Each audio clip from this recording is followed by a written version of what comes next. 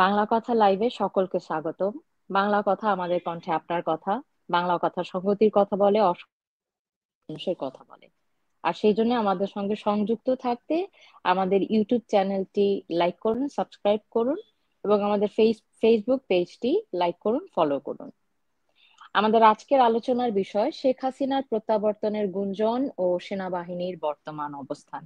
এই বিষয় নিয়ে আমাদের আমাদের সঙ্গে এই মুহূর্তে উপস্থিত রয়েছেন তরুণ ঘোষ, কলকাতা সাংবাদিক। বাংলাদেশের অনেক মানুষ তাকে চেনেন, তাকে নতুন করে পরিচয় করিয়ে দেবার আর কোনো প্রয়োজন নেই। আমাদের মধ্যে কিছুক্ষণ পরেই সংযুক্ত হবেন আরেকজন অতিথি, নিঝুম মজুমদার, ব্যারিস্টার সলিসিটর। তার জন্য আমরা অপেক্ষা করছি, আমাদের সঙ্গে সংযুক্ত হবেন এবং কথা বলবেন। তরুণদা, আপনি তো আমাদের আলোচনার বিষয়বস্তু শুনলেন, যে আজকে আমাদের আলোচনার বিষয়বস্তু কি। আপনি আমাদের মধ্যে উপস্থিত হয়েছেন, এই জন্য আপনাকে ধন্যবাদ জানাই, স্বাগতম জানাই এবং নমস্কার দাদা। আপনাদের সবাইকে তো নমস্কার। আহ, আপনারা আমাকে এখানে ডেকে বলার সুযোগ দিয়েছেন, তার জন্য আমি কৃতজ্ঞ। সরাসরি প্রশ্নোত্তর দাদা, পর্বে তাহলে যাওয়া যাক। হুম। নিশ্চয়ই দাদা। আমি আপনার কাছে প্রথমে যে প্রশ্নটি দিয়ে শুরু করব, যদিও আমাদের আজকের আলোচনার বিষয় প্রত্যাবর্তনের গুঞ্জন ও সেনাবাহিনীর বর্তমান অবস্থান, এই বিষয়ে আলোচনার আগে আজকের দিনের একটি অনলাইন এবং সোশ্যাল মিডিয়ার খুব আলোচনার একটি বিষয়বস্তু রয়েছে, সেটা হচ্ছে বর্তমান আহ, আহ, প্রধান উপদেষ্টা ডক্টর মোহাম্মদ ইউনূসের একটি ভিডিও আজকে আমরা দেয়া একটি ইন্টারভিউতে। হুম। সেই ভিডিওতে হুম। ওনাকে প্রশ্ন করা হয়েছিল যে আসলে ভারত সরকারের সঙ্গে যে বাংলাদেশের একটি সম্পর্কের অবনতি ঘটেছে, যেটা বিগত 6-7 মাস যাবত আমরা শুনছি, এবং ভারত বিদ্বেষও দেখতে পাই বাংলাদেশের তাদের বর্তমানের মধ্যে। এ নিয়ে তাকে যখন প্রশ্ন করা হলো, উনি বললেন যে না, এরকম আসলে কোনো বিষয়ই নয়, এগুলো অপপ্রচার। সেগুলো, ভারতের সঙ্গে আগে ভালো সম্পর্ক ছিল, এখনো আছে এবং ভবিষ্যতেও থাকবে। তবে আপনাকে যেটা জিজ্ঞাসা করব, উনি ক্ষমতায় বসবার আগে ক্ষমতায় বসতে মিডিয়াতে বলেছিলেন সেভেন সিস্টার্স এর কথা, এবং ভারত বিরুদ্ধে বেশ কিছু কথাবার্তা আমরা শুনেছি। এই বিষয় নিয়ে আপনার কাছে যা তথ্য এবং আপনি যা মনে করেন, সেটা যদি আপনি আমাদেরকে জানাতেন, আমাদের দর্শকদের জন্য খুবই ভালো হতো। আচ্ছা, নিজুম দাও এসে গেছেন। নিজুম দাকেও আমরা নমস্কার জুড়ে নিতে তরুণদা, পারি। কেমন আছেন আপনি? আমি ভালো আছি, নমস্কার আপনাকে। আচ্ছা, নাইস যে টু সি ইউ প্রশ্নটা, here. Thank you, my pleasure দাদা। প্রশ্নটা দীপান্বিতা যেটা করেছেন, সেক্ষেত্রে আমি বলি, উনি আজকে বিবিসি কে যে সাক্ষাৎকারটা দিয়েছেন, সেখানে শুধু উনি বলতে বাকি রেখেছেন মোদিজির জয়, ভারত মাতা কি জয়। এখন আজকের দিনে মুশকিলটা হলো, আগে খুব সুবিধে ছিল, আমরা যখন প্রিন্ট মিডিয়ায় কাজ করতাম খুব সুবিধে ছিল, একটু বিপক্ষে লেখা হয়ে গেলে তারপরেই বা এখন মানে নেতারা বলে দিত আমার খবর খুব বিকৃত করে ছাপা হয়েছে। কিন্তু এখনকার দিনে অসুবিধাটা হয়েছে যে পুরোটা একদম ভিডিও ক্যামেরা বন্দি হয়ে যায়। তিনি যা বলেন সেটা একেবারে পুরো রেকর্ড হয়ে যায়। এই রেকর্ডটা সে কোনো মতেই বোঝা সম্ভব নয়, আর সোশ্যাল মিডিয়ায় ছড়িয়ে গেলে তো কোনোভাবেই আর আটকানো সম্ভব নয়। উনি এর আগে দুখানা মানে ইন্টারভিউ সম্পত্তি আমার মনে পড়ছে, সেখানেও তিনি বলেছেন যে ভারতের সঙ্গে আমাদের কোনো সম্পর্কে কোনো অবনতি হয়নি, ভারতের সঙ্গে সম্পর্ক আমাদের খুব নিবিড় এবং যোগাযোগ খুব অত্যন্ত সুদৃঢ়, এবং আমাদের দুপাশে দুটো মহাশক্তি। আজকে আমি একটা ভিডিও আমি করেছি, সেখানে ওইটা আমি ভিডিওটা জুড়ে দিয়েছি। একটা হলো চীন, আর একটা হলো ভারতবর্ষ। এই দুই মহাশক্তির মাঝখানে হচ্ছে গিয়ে আমাদের অবস্থান। তাহলে এই দুই মহাশক্তি যখন উঠবে, তার সাথে সাথে আমরাও উঠব। মানে মানুষকে বোকা বানানোর না, উনি মনে করেন যে মানুষ হচ্ছে গিয়ে একেবারে গাধা, তাদেরকে যা বোঝাবো তাই বুঝবে। মানুষের স্মৃতিশক্তি বলে কিছু নেই, কান বলে কিছু নেই, চোখ বলে কিছু নেই, আর তারা তো কথা বলতে পারবে না, কথা বললেই তাদের পক্ষে এখন মামলা আছে, মামলায় জুড়ে দেবে, তা একেবারে মারতে মারতে তাকে একেবারে ঢোলের মতো পিটিয়ে তাকে একেবারে জেলবন্দি করে দেবে, সে মামলা জীবনে খতম হবে না। তারপর সিরিজ মামলা তো আছে। এখন এই যে উনি বললেন না, এই বলাতে উনি আরো হাসির পাত্র হয়ে গেলেন যে ওনার নিজের অবস্থান উনি নিজে জানেন না, অথবা উনি খুব ভালো করে জানেন যে ওনার পেছনে আর কেউ নেই, আশপাশ ডাইনে বাঁয়ে আগে পিছনে কেউ নেই।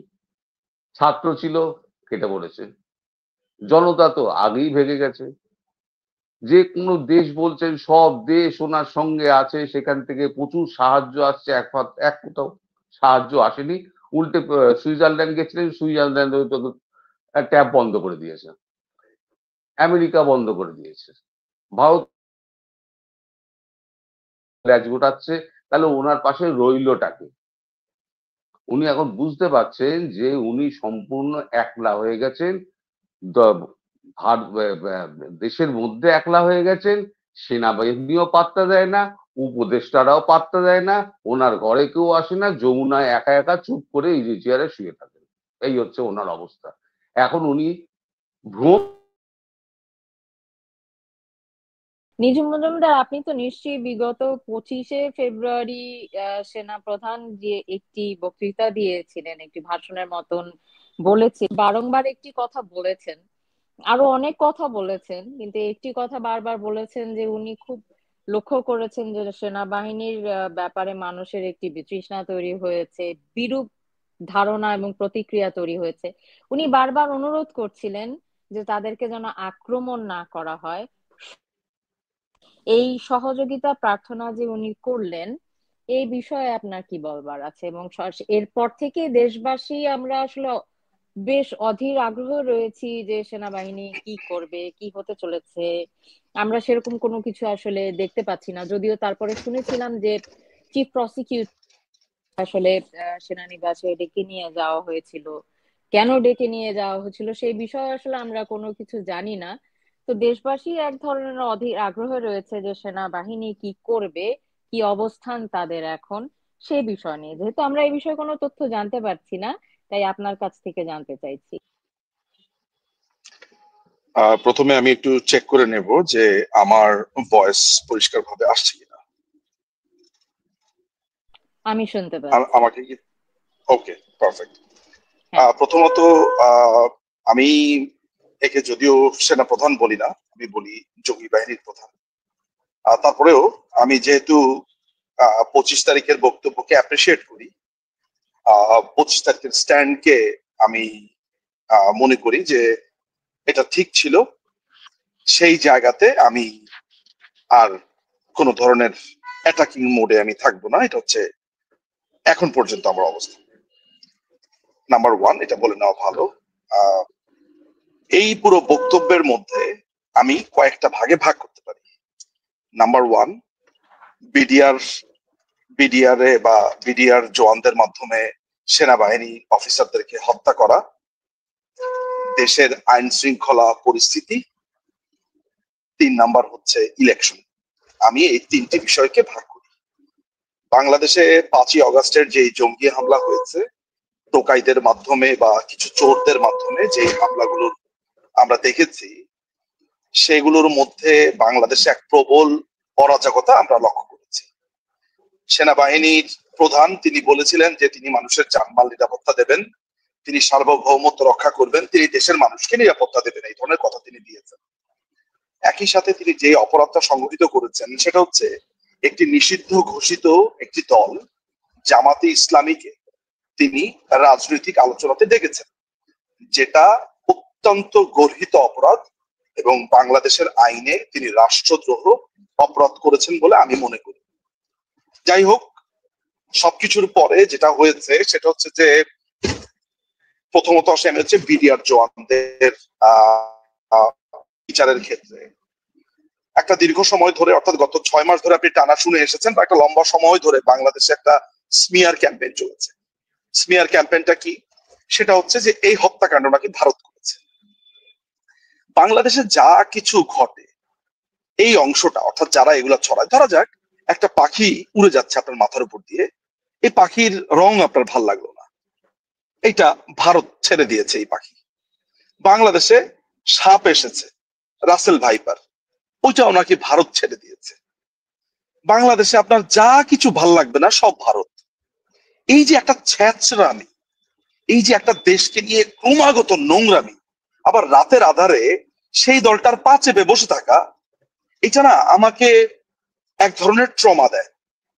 এই যে আপনি আজকে ইউনূসকে, এই যে দখলদার বাহিনীর প্রধান, এই যে মলম বিক্রেতাটাকে আপনি আজকে দেখলেন বিবিসি কে উড়ে উড়ে, হ্যাঁ ভারতের সমস্যা ঠিক, হ্যাঁ হ্যাঁ খুবই ভালো খুবই ভালো খুবই ভালো, এই যে একটা মলম বিক্রেতার মতো আজকে আচরণ দেখলেন না, এটা এমনি এমনি হয়নি। বলে না যে ওই যে ঠেলার নাম বাবাজি, ব্যাপারটা ওইরকম।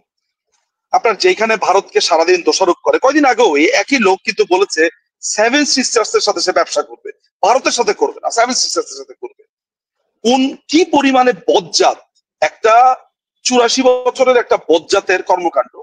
ফলে এই যে সমস্ত সার্বিক কর্মকাণ্ড, এটা কিন্তু সেনাবাহিনীর উপরে একটা প্রেসার এসেছে।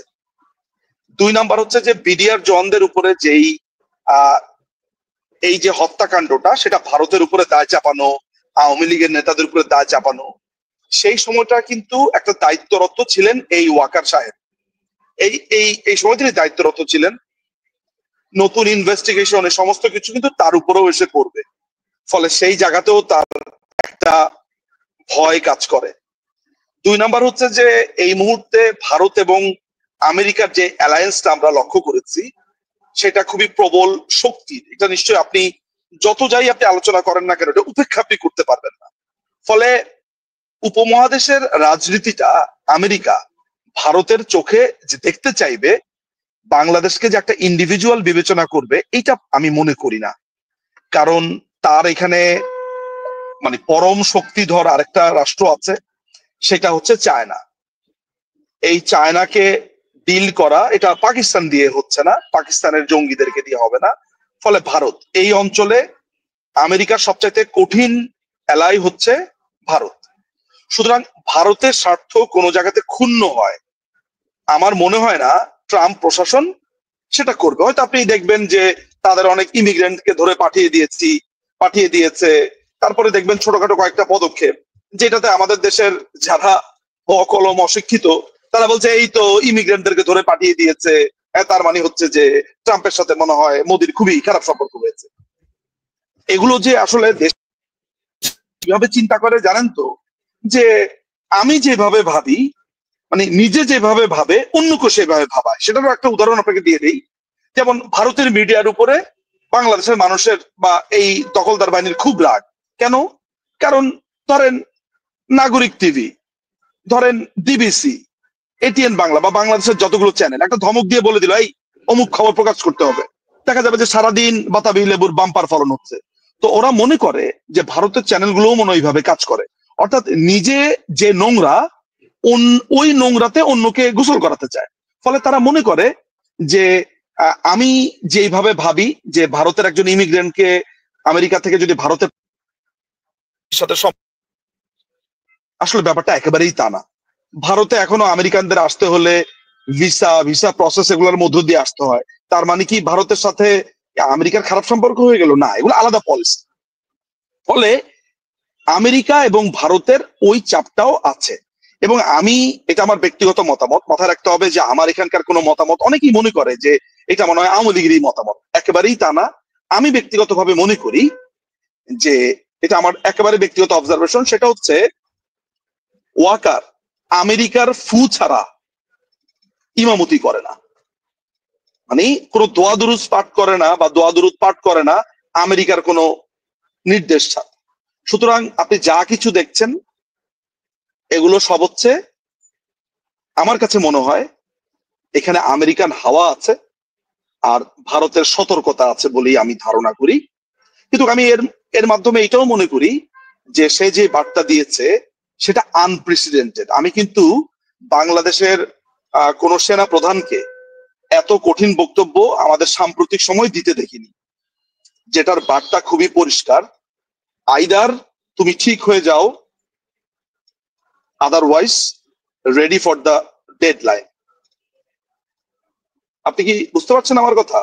ফলে আমার কাছে মনে হচ্ছে যে যেই জোর করে যেই দায়গুলো বিডিআর এর পুরো ঘটনার দায়টা সেনাবাহিনীর উপরে চাপানো হচ্ছে, এইটা ওয়াকারকে কনসার্ন করেছে, নাম্বার ওয়ান। নাম্বার টু হচ্ছে ইলেকশনের ব্যাপারে মাথায় রাখবেন, বলেছে কি ইনক্লুসিভ ইলেকশন। অর্থাৎ এইখানে যদি বাংলাদেশের সবচাইতে জনপ্রিয় এবং বৃহত্তম দল বাংলাদেশ আওয়ামী লীগকে বাদ দিয়ে কোনো ইলেকশনের ধান্দা করে, সেখানেও কিন্তু বিপদ আছে। কারণ আমেরিকানরা বারবার বলছে, ইন্ডিয়ান বলেন, রাশিয়ানরা বলেন, সবাই কিন্তু পরিষ্কার করে একটা ইনক্লুসিভ ইলেকশন বলছে। এটা একটা পাগলেও জানে যে বাংলাদেশ আওয়ামী লীগ যদি ইলেকশনে না থাকে সেটা কোনো ইলেকশন হবে না। ফলে সেনা প্রধানের এই বক্তব্যকে আমি স্বাগত জানাবো, যদিও তার অসংখ্য ভুল ভ্রান্তি আছে। তার কারণে 32 নাম্বারকে এই ধরনের পরিণতি বরণ করতে হয়েছে, অনেক নিরীহ মানুষকে প্রাণ দিতে হয়েছে, তাদের গাফিলতির কারণে পুলিশ সদস্যরা শিকার হয়েছে। তাদের দায়িত্ব কি? গত 54 বছরে কোনো যুদ্ধ করেছে? এই এত অস্ত্র শস্ত্র এত ট্রেনিং নিয়ে দেশকেই যদি বাঁচাতে না পারে, দেশের তাদের তো ম্যাজিস্ট্রেসি পাওয়ার আছে, তাহলে ম্যাজিস্ট্রেসি পাওয়ার দিয়ে তাদের লাভ হলো। সুতরাং ওয়াকারের এই বক্তব্যটা গুরুত্ব বহন করে আমার কাছে, বাট আমি এখনো পর্যন্ত তাকে ওয়াচে রাখছি।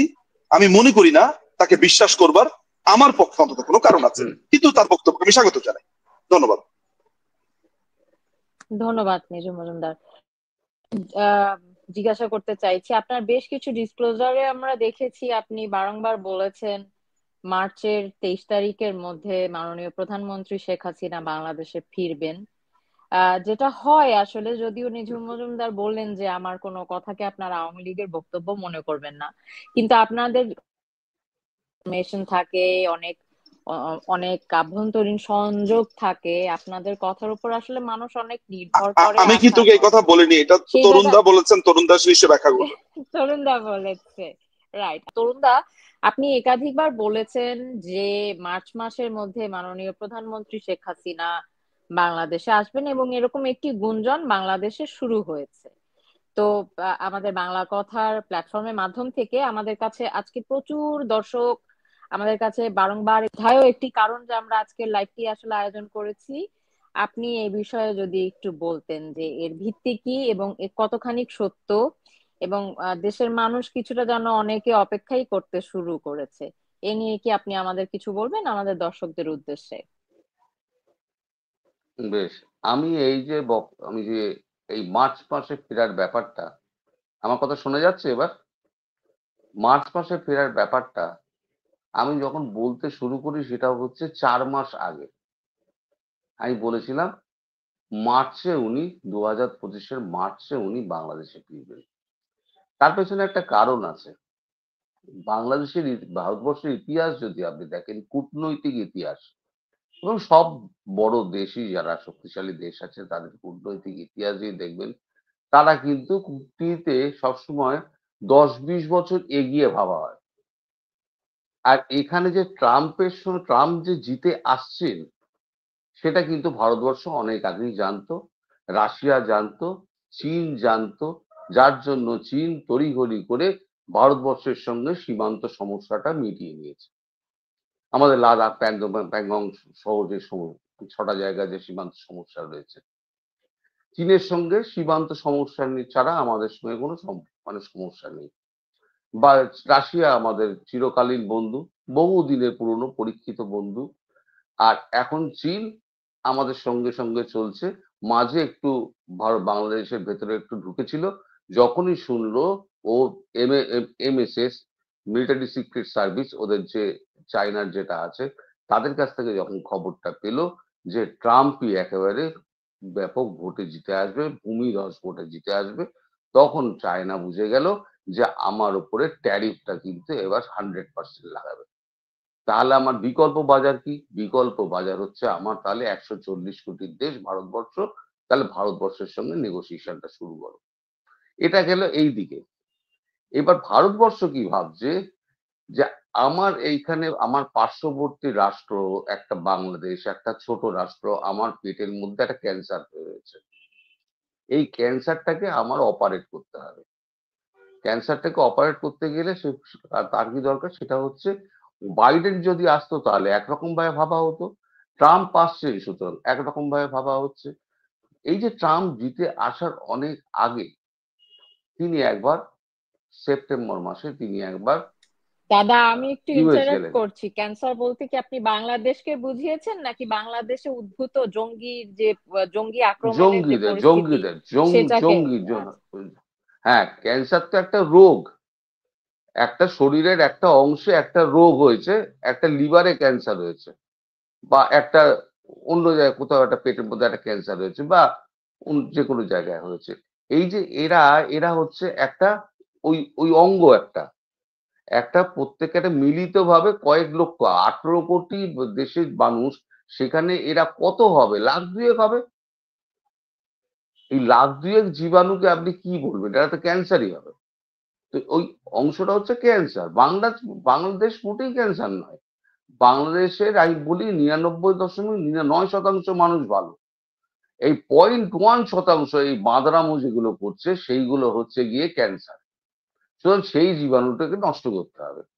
তো তখন থেকে ভাবা একটা ভারত কি করে, ভারত সবসময় একটা যে কোনো সমস্যাকে প্রজেক্ট হিসেবে নেয়, যে এই প্রজেক্টটা আমি 6 মাসে শেষ করব, এই প্রজেক্টটা আমি 1 বছরে শেষ করব, এটা 2 বছরে শেষ করব, এটা 5 বছরে শেষ করব। বাংলাদেশের সমস্যাটা ঘাড়ের ওপরে এসে পড়েছে, সুতরাং বাংলাদেশের সমস্যাটা আমরা ঠিক করব 6 মাসের মধ্যে। প্রজেক্টটা নেওয়া হয়েছিল এইটা। সেই প্রজেক্টের একটা ডেডলাইন ছিল, সেটা হচ্ছে মার্চ। এবার আমি বোঝাতে পেরেছি আমি কেন বলেছি মার্চ। এই প্রজেক্টটা যখন নেওয়া হয়, অজিত দোভাল নেন প্রজেক্টটা, এবং জয়শঙ্করজি, এই যে আমাদের 4টে মাথা রয়েছে না, অজিত দোভাল, জয়শঙ্কর, অমিত শাহ এবং প্রধানমন্ত্রী মোদী, এই 4টে যে পিলার রয়েছে না, এই 4টে পিলার অবশ্যই রাজনাথ সিং, অবশ্যই রাজনাথ সিং। এই 4টে পিলারই কিন্তু সমস্ত ভারতবর্ষের কূটনীতিটাকে ধরে রেখে দিয়েছে। যত দেরি হবে তত কিন্তু এই উচ্ছৃঙ্খলতা বাড়বে এবং আরো বেশি সমস্যা ভারতে তৈরি হবে। ভারত কি করলো, চুপি চুপি সমস্ত ওই যত বর্ডার এরিয়া গুলো ছিল, বর্ডার এরিয়া গুলো সমস্ত সিল করতে আরম্ভ করলো। আমাদের এখানে ওয়েস্ট বেঙ্গলে সব থেকে বড় সমস্যা ছিল, সেটা হচ্ছে জমি সমস্যা। কারণ আহ তৃণমূল সরকারের একটা নীতি হচ্ছে, কারো জমি আমরা জোর করে নেব না, এটা ছিল নীতি। তার থেকে ওই বেড়া দেওয়ার সমস্যা, 2000 কিলোমিটারের একটা বেড়া দেওয়ার একটা সমস্যা কিন্তু রয়ে গেছিল। যখন মোদিজি ডেকে যখন বললেন যে এটা ন্যাশনাল সিকিউরিটির ব্যাপার, এইখানে কিন্তু আপনি কিন্তু কোনো রকম বাধা দিতে পারবেন না, তখন মমতা ব্যানার্জি একটা কথাতেই মানে ওই স্বীকার করে নিয়েছিলেন, যেখানে ন্যাশনাল ইস্যু রয়েছে সেখানে আমি আপনার সঙ্গে। তারপর থেকে এই যে এত ধরপাকড় হচ্ছে ওয়েস্ট বেঙ্গলে, এই যে জমি ঘেরা হচ্ছে, এই যে গুলি চালানো হচ্ছে, সীমান্ত হত্যা হচ্ছে, এই সবকিছু মমতা ব্যানার্জি কিন্তু মুখ বুজে বসে আছেন, একটি রা করেন। দিন শেষে আমাদের দেশের পলিটিশিয়ান হোক আর যেই সাধারণ নাগরিক হোক, আমরা কিন্তু দেশভক্ত। আমরা পার্লামেন্টের মধ্যে আমরা কাদা ছোড়াছুড়ি করি, আমরা কুত্তা বিড়ালের মধ্যে ঝগড়া করি, সেটা হচ্ছে আমাদের ব্যাপার। কিন্তু যখন বিদেশি যখন শক্তি যখন আমাদের উপরে টার্গেট করবে, যখন আমরা বিদেশি শক্তির দ্বারা আমরা আক্রান্ত হব, তখন কিন্তু আমরা সবাই ইউনাইটেড, এবং আমরা তখন একটা সমস্ত এটাকে একটা প্রজেক্ট হিসেবে ধরে নিই। এই প্রজেক্ট মার্চ মাসের মধ্যে শেষ করবে ইন এনি হাউ, সেটা যে করে হোক, আচ্ছা, আমরা সে মিলিটারিলি হোক, বুঝ সে কূটনৈতিক ভাবে হোক, মার্চ মাসের মধ্যে শেষ হবে। আশা করি আমি ক্লিয়ার করতে পেরেছি কেন আমি মার্চ মাস করেছি। একদম ক্লিয়ার দাদা, একদম ক্লিয়ার। নিজুম মজুমদার, আপনার কাছে জানতে চাইবো যে নাগরিক পার্টি, তো একটা আমরা কথা একটা একটা বাংলাদেশে কথা যে পার্টি, একটা কথা হ্যাঁ, নিশ- দীপান্বিতা একটা নিশ্চয়ই কথা দাদা, বলুন বলতে বাকি বলুন। আছে। হ্যাঁ দাদা, বলুন এখানে বলুন। একটা এখানে এখানে একটা কিন্তু রয়েছে, একটা কিন্তু এটা, যে এখন ভারতও জানে যে এই অবস্থায় মানে হাসিনার ফেরাটা ঠেকানোর জন্য দেশের মধ্যে একটা অস্থিরতার সৃষ্টি করতে পারে। এই ব্যাপারে কিন্তু আমি 3-4-5 আগে একটা ভিডিও আমি করেছিলাম, যে হাসিনার ফেরা করতে ব্যর্থ করতে এরকম চক্রান্ত একটা প্ল্যান করা হচ্ছে। এই চক্রান্তটা কিন্তু চলছে, এবং এটাকে কিন্তু ব্যর্থ করার জন্য একটা বাংলাদেশের মধ্যে চূড়ান্ত অস্থিরতার একটা চেষ্টা করবে। এবং সেই চেষ্টা যখন হবে তখন মিলিটারি অ্যাকশন হবে, এই এটা বিষয়ে একদম আপনি নির্ধারিত। আপনার কাছে একটু পরে একটু আপনি তখন ইন ডিটেলস আমাদের দর্শকদের উদ্দেশ্যে এটা হুম। জানাবেন। নিঝুম, আপনাকে যেটা জিজ্ঞাসা করছিলাম, জাতীয় নাগরিক পার্টি, বাংলাদেশে আওয়ামী লীগ রয়েছে, বিএনপি রয়েছে, তাদের প্রত্যেকটি রাজনৈতিক দলের একটি আদর্শিক সেটব্যাক থাকে, একটি আদর্শিক অবস্থান থাকে। তো ক্লিয়ার করলেন, আসলেন, তারা সেকেন্ড রিপাবলিকের কথা বললেন, যে সম্পর্কে আসলে বাংলাদেশের মানুষের সকলের এই নতুন আইডিয়া, এই বিষয়টা সম্পর্কে ধারণা রয়েছে কিনা এই ব্যাপারেও আমরা জানি না। গণপরিষদ নির্বাচনের কথা বললেন, এই বিষয়ে আসলে সাধারণ মানুষ অবগত কিনা আসলে আমরা জানি। মানুষ হয়তো গণতন্ত্র শব্দটার সাথে, সমাজতন্ত্র শব্দটার সাথে আসলে পরিচিত। আহ এদের আসলে এই যে অবস্থান, এটা কি ধরনের অবস্থান এবং এদের ভবিষ্যৎ কি? তারা এই যে কিছু নতুন নতুন শব্দের উদ্ভব করেছে, এগুলো আমরা আসলে অত ভালো বুঝিও না, কিংবা সাধারণ মানুষের কথা কত করবেন। এই সেকেন্ড রিপাবলিক বিষয়টা কি, গণপরিষদ নির্বাচন বিষয়টা কি, এবং তাদের আসলে আদর্শটা কি? যেহেতু তারা আসলে একটি আহ, স্লোগান দিয়েছে, আচ্ছা, ইনকিলাব ইনকিলাব বুঝেছি। জিন্দাবাদ জিন্দাবাদ। আচ্ছা, প্রথমত হচ্ছে যে আপনি কি পার্টির নাম বললেন? জাতীয় নাগরিক পার্টি। আমি তো এই পার্টির নাম শুনি নাই, ঠিক করে বলেন। তাই তো। আমি একটা পার্টি গঠিত হয়েছে কিছুদিন আগে, জাতীয় টোকাই পার্টি। আপনি কি জাতীয় টোকাই পার্টির কথা বলছেন? না, নির্মল, আপনি এভাবে বলছেন কেন?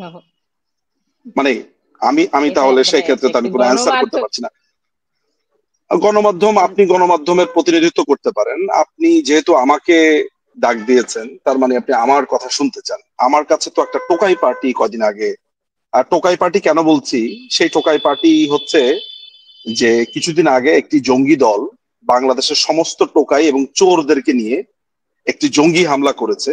আপনি যদি সেই চোর এবং জঙ্গি হামলা, আমি তো প্রমাণ সহ কথা বলছি আপনাকে, আপনি যদি বলেন যে গণমাধ্যমে আমি সত্যি কথা বলতে পারবো না। চুরি করেছে কিনা, এখানে টোকাই ছিল কিনা, এটা আমাকে বলেন, ইয়েস অর নো।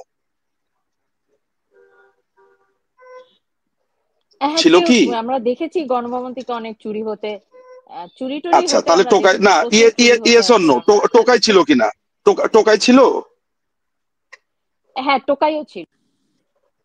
মানে আমরা তাহলে যদি বেশ কিছু টোকাইও থাকে, আর কে কে ছিল, আর কে কে ছিল?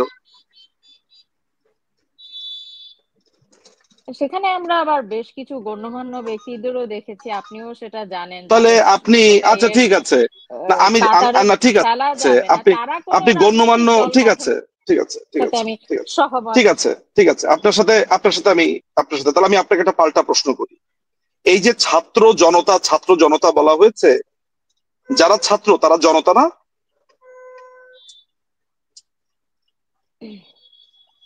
নিশ্চয়ই। যারা জনতা তো ছাত্র বটেই। তারা তো, জনতা তার যারা ছাত্র যারা ছাত্র তারা তো জনতাই। তাহলে যদি টোকাই এখানে থেকে থাকে, তা আপনি শুধু টোকাইয়ের কথা বাদ দিয়ে আপনি গণ্যমান্য ব্যক্তির কথা বলেন কেন? আমার কাছে, আমি টোকাই বলবো, আমি টোকাই দেখেছি তাই টোকাই বলবো। আর তারা চুরি করেছে কিনা, মানে প্রথমে আমাদেরকে আচ্ছা কিন্তু দেখুন, ডিসকোর্স তৈরি করার ক্ষেত্রে আপনাকে পলিটিক্যালি কারেক্ট হতে হবে এবং গ্রামাটিক্যালি কারেক্ট হতে হবে। আচ্ছা, আমি আমি এই এই এই আলোচনাটাতে আমি রিজিউম করছি। আমি যেহেতু গাড়ির মধ্যে, আমি গাড়ি থেকে নেমে 1 মিনিটের ভেতরে আমি রিজিউম করব এবং আপনাকে আমি ডিটেইল এই ব্যাপারটাতে বলবো। আমার ধারণা দর্শকদের এটা জানা উচিত এবং পলিটিক্যালি এন্ড গ্রামাটিক্যালি তাদের কারেক্ট থাকা উচিত। আমি অনুরোধ করবো আপনি যদি একটু তরুণ দাকে দিয়ে চালিয়ে যান, আমি জয়েন করছি উইদিন 1 or 2 মিনিটস। নিশ্চয়ই, এবং আপনি প্লিজ আমরা যা জানতে চেয়েছি সেটারও উত্তর দিবেন, আপনারটাও আমরা শুনবো। অফকোর্স। তরুণ দা, আমি আপনি প্রথমে একটু আগে আমি আমি আমি প্রথমে কারেক্ট করতে চাই আপনার পলিটিক্যাল পার্টির নাম, তারপরে আপনার বন্দোবস্ত, রিপাবলিক, গণপরিষদের এইসব টোকাই শ্রেণীর শব্দ। হ্যাঁ, আমার আমার ধারণা আমি আইনটা এবং শব্দ ভালোই বুঝি, দর্শনও আমার হালকা পাতলা কিছু পড়া আছে বলে আমি মনে করি। ফলে আমার ধারণা আমি আপনাকে অ্যান্সার গুলো করতে পারবো, but just give me 2 minutes, okay? আমি আমি একটু ব্রেক কারেক্ট নিচ্ছি। করতে চাই, এটা আমার আমার পলিটিক্যাল পার্টি না। প্লিজ আপনি ফিরে আসুন, আমরা আপনার জন্য অপেক্ষা করছি। শিওর। দাদা, আপনি আহ হুম। জঙ্গি অভ্যুত্থানের কথা বলছিলেন দাদা, যেখান থেকে আমি বললাম যে আপনার কাছে আমি আবার ফিরে আসব। ফিরে আসার হুম সঙ্গে আমি একটু এই বিষয়েও জানতে চাই যে, যেটা নিঝুম একটু আগে আমাদেরকে বলছিলেন আসলে, যে এই বিডিআর বারংবার আসলে ভারতকে দায়বদ্ধ করা হয়, ভারতের দিকে আঙুল তোলা হয়। অনেক আমরা অনেক অনেক অনেক সেনা কর্মকর্তাদের ছেলে মেয়েদের মুখ থেকেও কিছুদিন আগে এই ধরনের কথা শুনেছি। নিয়ে কি আপনি আমাদেরকে কিছু বলতে চান কিনা? এখন এই যে বাংলাদেশটা হয়ে গেছে তো এখন পাকিস্তানের মতো। পাকিস্তানের আইডিওলজি ঢুকে গেছে। এখন ভারত কেটে হয়েছে বাংলাদেশ, মানে ভারতের সন্তান বাংলাদেশ, এই পাকিস্তান। পাকিস্তান থেকে কেটে ভারত করে দিয়েছে বাংলাদেশ। তাহলে বাংলাদেশ কি হলো? বাংলাদেশ হলো ভারতবর্ষের নাতি। আইডিওলজিক্যালি বলতে গেলে ভারতবর্ষের নাতি। এখন সেক্ষেত্রে যদি আমি বলি যে এই সমস্ত ব্যাপারটা ফিরে এসছে একেবারে পাকিস্তানের যে মানে এটা আইডিওলজিটা, সেটাই এখন আউড়ে যাচ্ছে আমাদের এই বাংলাদেশের লোকজন। এরপরে আপনি যে প্রশ্নটা আমায় করেছিলেন সেই প্রশ্নটা আরেকবার বলুন, আমি তো মানে ভুলে গিয়েছি প্রশ্নটা আর কি, দাদা, মনটা বলতে অন্যদিকে চলে চাইছি গেছিল। যেটা নিঝুমের আলোচনার মধ্যে দিয়ে উঠে আসলো, এবং আপনি যেটার আহ, একটি অন্তর্নিহিত একটি কথা বলতে, স্ত্রী বাংলাদেশে যেন ফিরতে না পারে সেটার বিরুদ্ধে কিছু ষড়যন্ত্র হবে, এবং সেই ধরনের হুম ষড়যন্ত্র হলে সেনাবাহিনী অ্যাক্টিভ হবে, বা এরকম একটা কথা বলেছেন। সে সম্পর্ক আপনার কাছে জানতে চাই। সঙ্গে আমার যে প্রশ্নটি ছিল সেটা হচ্ছিল, এই যে বারংবার আমরা শুনি বিডিআর হত্যার পেছনে ভারতের একটি বিষয়, যদি আপনি এই দুটো বিষয় সম্পর্কে আপনি যদি আমাদেরকে একটু বলতেন। হুম হুম হুম হুম হুম হুম। এই বিডিআর হত্যার বিষয়টা দেখুন, বাংলাদেশের ভেতরে একটা বিদ্রোহ হয়েছে। সেই বিদ্রোহ করেছে বিডিআর, সেনাবাহিনী কে মেরেছে, খুন করেছে, 57 জন না কতজনকে খুন করেছে। সেখানে ভারতের কি রোল থাকতে পারে? এখানে ভারতের কি মানে লাভ কি ক্ষতি? আমাকে একটুখানি হিসেব, যারা অভিযোগ করেন তারা যদি একটু লাভ ক্ষতিটা আমায় বলে দেন, যে ভারত করলে পরে ভারতের এই লাভটা হয়েছে বিডিআর এই হত্যাকাণ্ড ঘটিয়ে। একটা জিনিস মানুষে করে, তার তো লাভ ক্ষতির হিসেব করে করে। ভারতবর্ষের কি লাভ হয়েছে, যে ভারতবর্ষের কি গায়ে জ্বালা লেগেছে, যে ভারতবর্ষের ওই সেনা কতগুলো বিডিআর দিয়ে কতগুলো 57 জন সেনাকে মেরে দিয়ে ভারতের কি লাভ হবে? আর ভারত যাবেই বা কেন? ওই বাংলাদেশ দাদা, এখন ওই দুদিন পাকিস্তানের আগেও মতো এখন যা হয় সব দাদা, করছে ভারত করছে, সব যা হলো ভারত করছে। কেননা দাদা, কেননা দুদিন আগেও বিজিবি এন্ড বিএসএফ এর মধ্যে একটি অসন্তোষ দেখা গিয়েছে। এটা বারংবারই চলতে থাকে সীমান্ত নিয়ে, সে কারণে হয়তো প্রশ্নটি আসতে পারে। সেজন্য আপনি আমাদেরকে একটু বলুন। ভারতবর্ষের সীমান্তে শুধু বাংলাদেশি মারা যায় কেন, এই প্রশ্নটা তো আমার আছে। এই প্রশ্নের জবাব কিন্তু আমি এখনো পর্যন্ত পাইনি। একজন ভারতীয় কিন্তু মারা যায় না বাংলাদেশের সীমান্তে। মানে কাঁটাতারের এপারে ভারতীয় ভূমিতে তারা গুলি খেয়ে মরে কেন? কাঁটাতার টপকে আসছে, তাকে বারণ করা হচ্ছে। এখন তো শুট অ্যাট সাইট অর্ডার দেওয়া হয়ে গেছে, তো এখন তো মারা হবেই। তখন ছড়রা গুলি মারা হতো, তখন মারার কিন্তু এরকম কোনো রকম নির্দেশ ছিল না। কিন্তু দু একটা ছোটখাটো সংঘর্ষ কিন্তু হতো। এবং যখন তারা কাটারি ফাটারি দিয়ে তাড়া করতে এসতো, একজন জওয়ানের হাত কেটে আলাদা করে দিয়েছে। এই রিসেন্ট ঘটনা, যেখানে একজন মারা গিয়েছে, এই 3-4 দিন আগের ঘটনা। হাত কেটে দিয়েছে, তার জীবনটা নষ্ট হয়ে গেছে জওয়ানের। তা সে গুলি চালাবে না? ভারতীয় ভূমিতে ঢুকে তুমি ভারতীয় সীমান্ত রক্ষীকে তুমি কুড়াল দিয়ে আঘাত করছো, তুমি চাপাতি দিয়ে আঘাত করো, তোমার এত বড় সাহস! এই ভারতবর্ষের বুকে যদি শত্রুর পা পড়ে, শত্রুকে ভারতবর্ষ মারবে। সে যে শত্রুই হোক, সে বাংলাদেশের যদি সন্ত্রাসবাদী হয় তাকেও মারবে, যদি পাকিস্তানের সন্ত্রাসবাদী হয় তাকেও মারবে। সন্ত্রাসবাদী সন্ত্রাসবাদী, তার কোনো ধর্ম হয় না। এবং এই প্রশ্নে আমি ভারত সরকারের পক্ষে সম্পূর্ণভাবে একমত। হ্যাঁ দাদা, আপনি যেটা বলছিলেন আর একটি বিষয় যে আহ যদি আসলে না ফেরার কে প্রতিহত করবার জন্য যদি কোনো ষড়যন্ত্র হয়, দাদা কি ডিসকানেক্টেড হয়ে গেলেন? না, আমি ব্যাক করেছি, আপনি আহ নিশ্চয়ই আমাকে দেখতে পাচ্ছেন। আচ্ছা, হ্যাঁ আমি আপনাকে দেখতে পাচ্ছি নিজুম দাদা। আবার সংযুক্ত হলে ওনার কাছে আমরা প্রশ্নটি নিয়ে ফেরত যাবো। আপনি যে করেছিলাম, আপনি বলেছেন আমাদের করা প্রশ্নটির উত্তর দিবেন, এবং আপনি একটি ন্যারেটিভ চেঞ্জ করতে চান বা কিছু একটা বলছিলেন, বলুন। রাইট, আমি যেটা আপনাকে বলছিলাম সেটা হচ্ছে যে আপনি যেই নাগরিক পার্টি নামে একটি পার্টির কথা বলছিলেন, সেই পার্টিকে আমি চিনি না। এইটা আসলে একটা টোকাইদের পার্টি। এটাকে আমি টোকাই পার্টি বলি, বিকজ এই জঙ্গি হামলার সময় আমি অসংখ্য জঙ্গি এবং টোকাইকে দেখেছি, ফলে এটা টোকাই জঙ্গি পার্টি এই নামটাও হতে পারে। এবং এরা চুরি করেছে, এরা হাঁস মুরগি, বদনা, কোমর, তারপরে টেবিল, ফ্যান। যেমন আব্দুল তুষার, সে আপনার চেয়ার চুরি করেছে। কায়সার হামিদ প্রিন্টার চুরি করেছে। হ্যাঁ, সো এই ধরনের অনেক পরিচিত মানুষদেরকে আপনি বিভিন্ন চৌর্য বৃত্তির সাথে দেখেছেন। ফলে আপনি যে গণ্যমান্য ব্যক্তিদের কথা বলছেন, নিশ্চয়ই বুঝতে পারছেন যে কি অবস্থা। আচ্ছা, এটা একটা ব্যাপার। এখন সেকেন্ড ব্যাপার হচ্ছে সেকেন্ড রিপাবলিক। সেকেন্ড আসলে হয়েছে কি, আম, ব্যাপারটা এমন, এক বইয়ের পাঠক খুব ভয়ঙ্কর একটা ব্যাপার দীপান্বিতা। কেউ যদি একটা বই পড়ে, ধরা যাক কেউ ঠাকুরমার ঝুলি পড়ে এসেছে, কেমন, ঠাকুরমার ঝুলি পড়ে ধরা যাক আমাদের সাথে আজকে টক শোতে এসেছে। তরুণদা আর আমি গল্প করছি আন্তর্জাতিক রাজনীতি, বাংলাদেশ এইসব নিয়ে। তো যিনি ঠাকুরমার ঝুলি পরে এসেছেন, তিনি যেটা করবেন, যেহেতু তার শুধু ঠাকুরমার ঝুলি পরা আছে, ধরা যাক আপনি প্রশ্ন করলেন যে বাংলাদেশের রাজনীতি নিয়ে আপনি কি ভাবছেন, তিনি বলবেন যে বাংলাদেশের রাজনীতি নিয়ে আমি ভাবছি, আপনাকে ভাবছি একটা ভূত এসে সম্ভবত আপনাকে রাতে কামড় দিয়ে যাবে। ওই কামড়ের পরে আরেকটা মামদভূত আসবে, মামদভূতের পরে আরেকটা রাক্ষস আসবে। তো এই আলোচনাতে নিশ্চয়ই আপনি বিস্মিত হয়ে যাবেন। ইটস এ মিনিংলেস আলোচনা, কি বলছে এইসব? কারণ সে ঠাকুরমার ঝুলিতে মামদভূত আর রাক্ষস পড়েছে, তার তো আর কিছু জানা নেই। ফলে সেকেন্ড রিপাবলিক, গণপ্রজাতন্ত্রী বাংলাদেশ মুক্তিযুদ্ধের মাধ্যমে স্বাধীন হওয়া একটি সার্বভৌম রাষ্ট্র। সেকেন্ড রিপাবলিক মানে মানে কি? আপনি আরেকটা বাংলাদেশ বানিয়েছেন। মাথায় রাখবেন যে জামাতি, হিজবুতি, এই এক্সট্রিমিস্টের একটা অনেক দিনের খায়েশ ছিল তারা একটি আলাদা বাংলাদেশ গড়বে।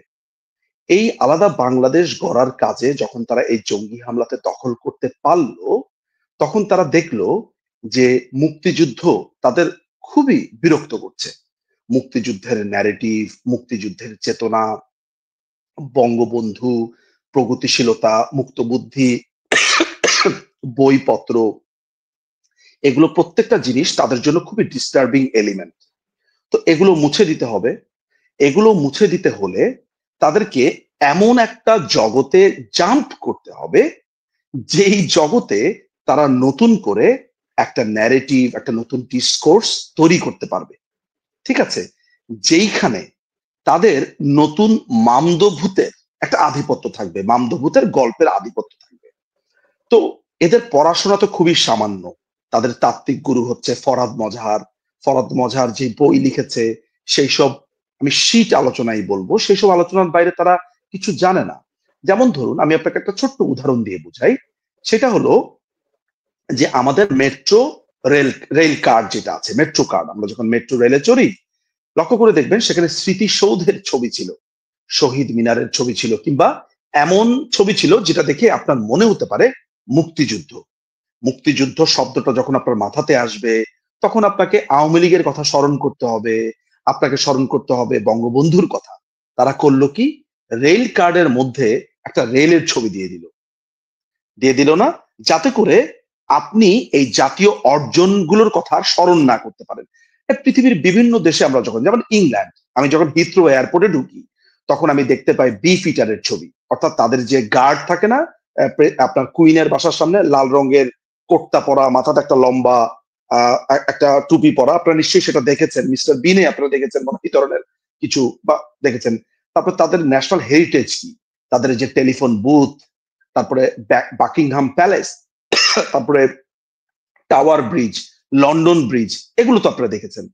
তো আপনাকে ইংল্যান্ডের এই ঐতিহ্যগুলো ভোলাতে হলে কি করতে হবে? এই স্থাপনাগুলো ধ্বংস করতে হবে। ইংল্যান্ডের লম্বা যে আপনার আপনার ট্র্যাডিশন আছে, সেগুলো মিথগুলো ভাঙতে হবে। একই ব্যাপার তারা করেছে। ফলে এই যে সেকেন্ড রিপাবলিক তারা বলছে, তারা একটা নতুন দেশ গড়তে চায়, যেই দেশটা হবে পাকিস্তানি ভাবাদর্শে। লক্ষ্য করে দেখেন,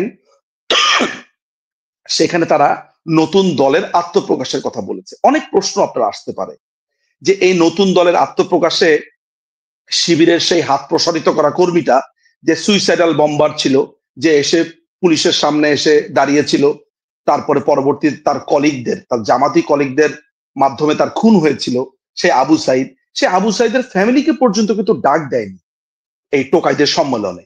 মাথায় রাখবেন, আবু সাইদের ফ্যামিলি কিন্তু সেই অভিযোগ করেছে। এই টাকা তারা পেল কোথায়, এ প্রশ্ন করুন।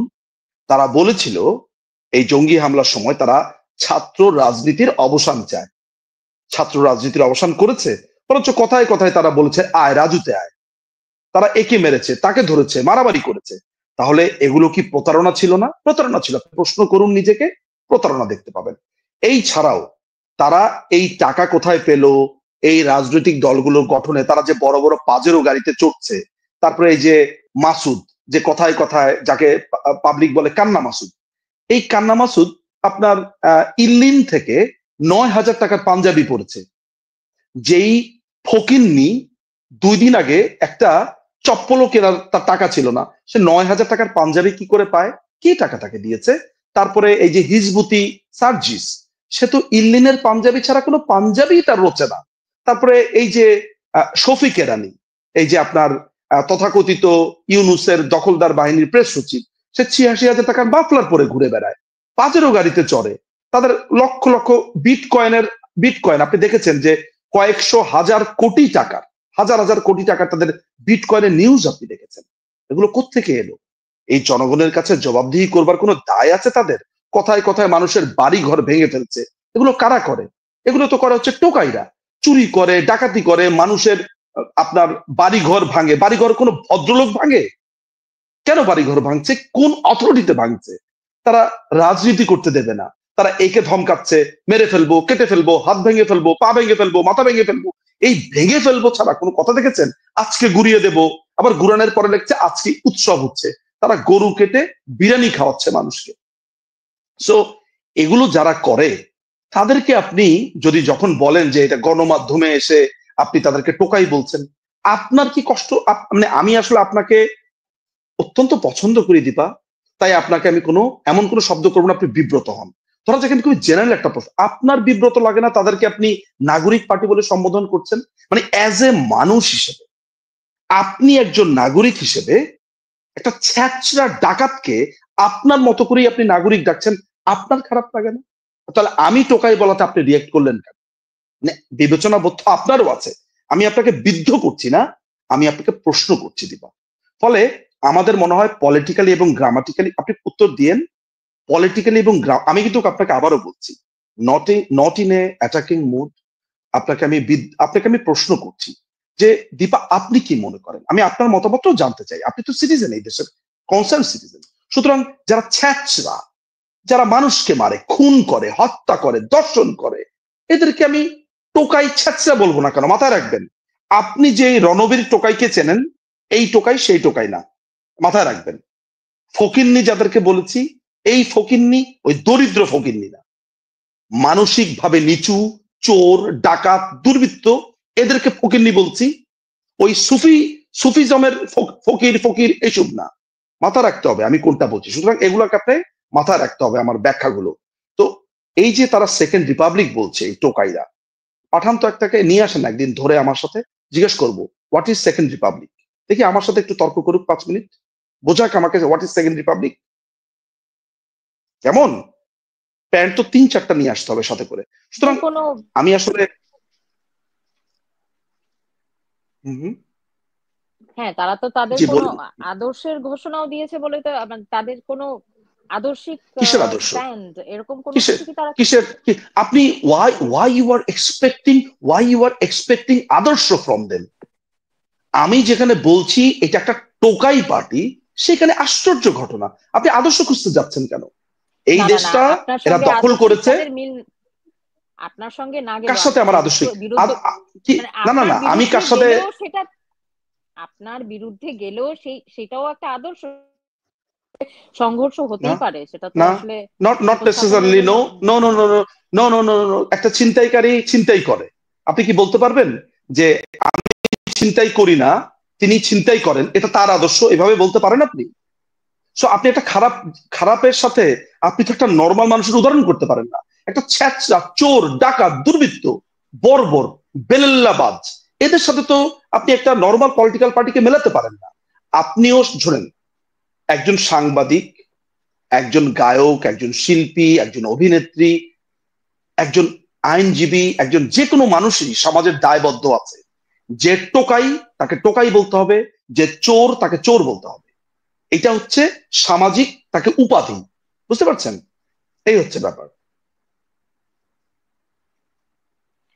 আহ রাবি ভাই, দর্শকের কাছ থেকে কি আমাদের জন্য কোনো প্রশ্ন রয়েছে কিনা, আপনি একটু আমাদেরকে, আমরা সেই প্রশ্নগুলো নিতে চাই। আছে কি রাবি ভাই?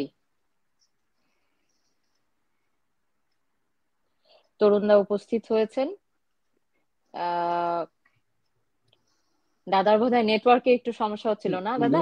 নেটওয়ার্কের সমস্যা হচ্ছিল, আমি আচ্ছা, জায়গা একজন প্রশ্ন পরিবর্তন করেছেন। করলাম। আমি একটা জিনিস খেয়াল করলাম, যেখানে মাদ্রাসা মসজিদ বেড়ে যায় সেখানেই উগ্রবাদ, সন্ত্রাস, জঙ্গলি এগুলো বাড়ে। আর দাদা, আপনি সেই সময় আসলে যেই কথার মাঝখানে আসলে বিচ্ছিন্ন হয়ে গেছিলেন, সেখান থেকে যদি আপনি বাকি কথাটা শেষ করতেন তাহলে আপনাকে আমি প্রশ্ন করেছিলাম যে মাননীয় প্রধানমন্ত্রী ফিরবেন, এটাকে প্রতিহত করবার জন্য যদি কোনো ষড়যন্ত্র হয় এবং কোনো অসন্তোষ তৈরি হয়, সেই ক্ষেত্রে আর্মির কি ভূমিকা থাকবে, আপনি একটা কিছু বলতে চেয়েছিলেন দাদা, বলুন। আর্মির যে ভূমিকাটা আমি আপাতত দেখছি সেটা হচ্ছে আর্মি, আপনি কতটা জানেন বা নিশ্চয়ই আপনি খবর রাখেন, সেটা হচ্ছে সুকনাতে আমাদের 33 কোর একটা পুরো বসানো আছে বহুদিন ধরে। এবং ওই আমাদের 4017 কিলোমিটার বা ওই রকম একটা আগে পিছু একটা হবে, এই কিলোমিটার লম্বা যে আমাদের স্টেজটা আছে সেটা আমাদের পুরো সুরক্ষিত হয়ে গেছে। ওয়েস্ট বেঙ্গলে 270 কিলোমিটার এখনো বাকি আছে, যে অঞ্চলগুলো কিছুটা হচ্ছে সুন্দরবন আছে, কিছুটা নদী আছে, কিছুটা জলাজমি আছে, এই ধরনের জিনিস আছে, সেগুলোতে বিশেষ নেটওয়ার্ক বসানো হয়েছে যেখান থেকে যাতে কেউ না অনুপ্রবেশ করতে পারে। এইবারে ধরুন, যদি এই ধরনের ভেতরে যদি অস্থিরতা তৈরি হতে থাকে, ক্রমশ অস্থিরতা বাড়ছে, তখন যেটা হবে সেটা হচ্ছে যে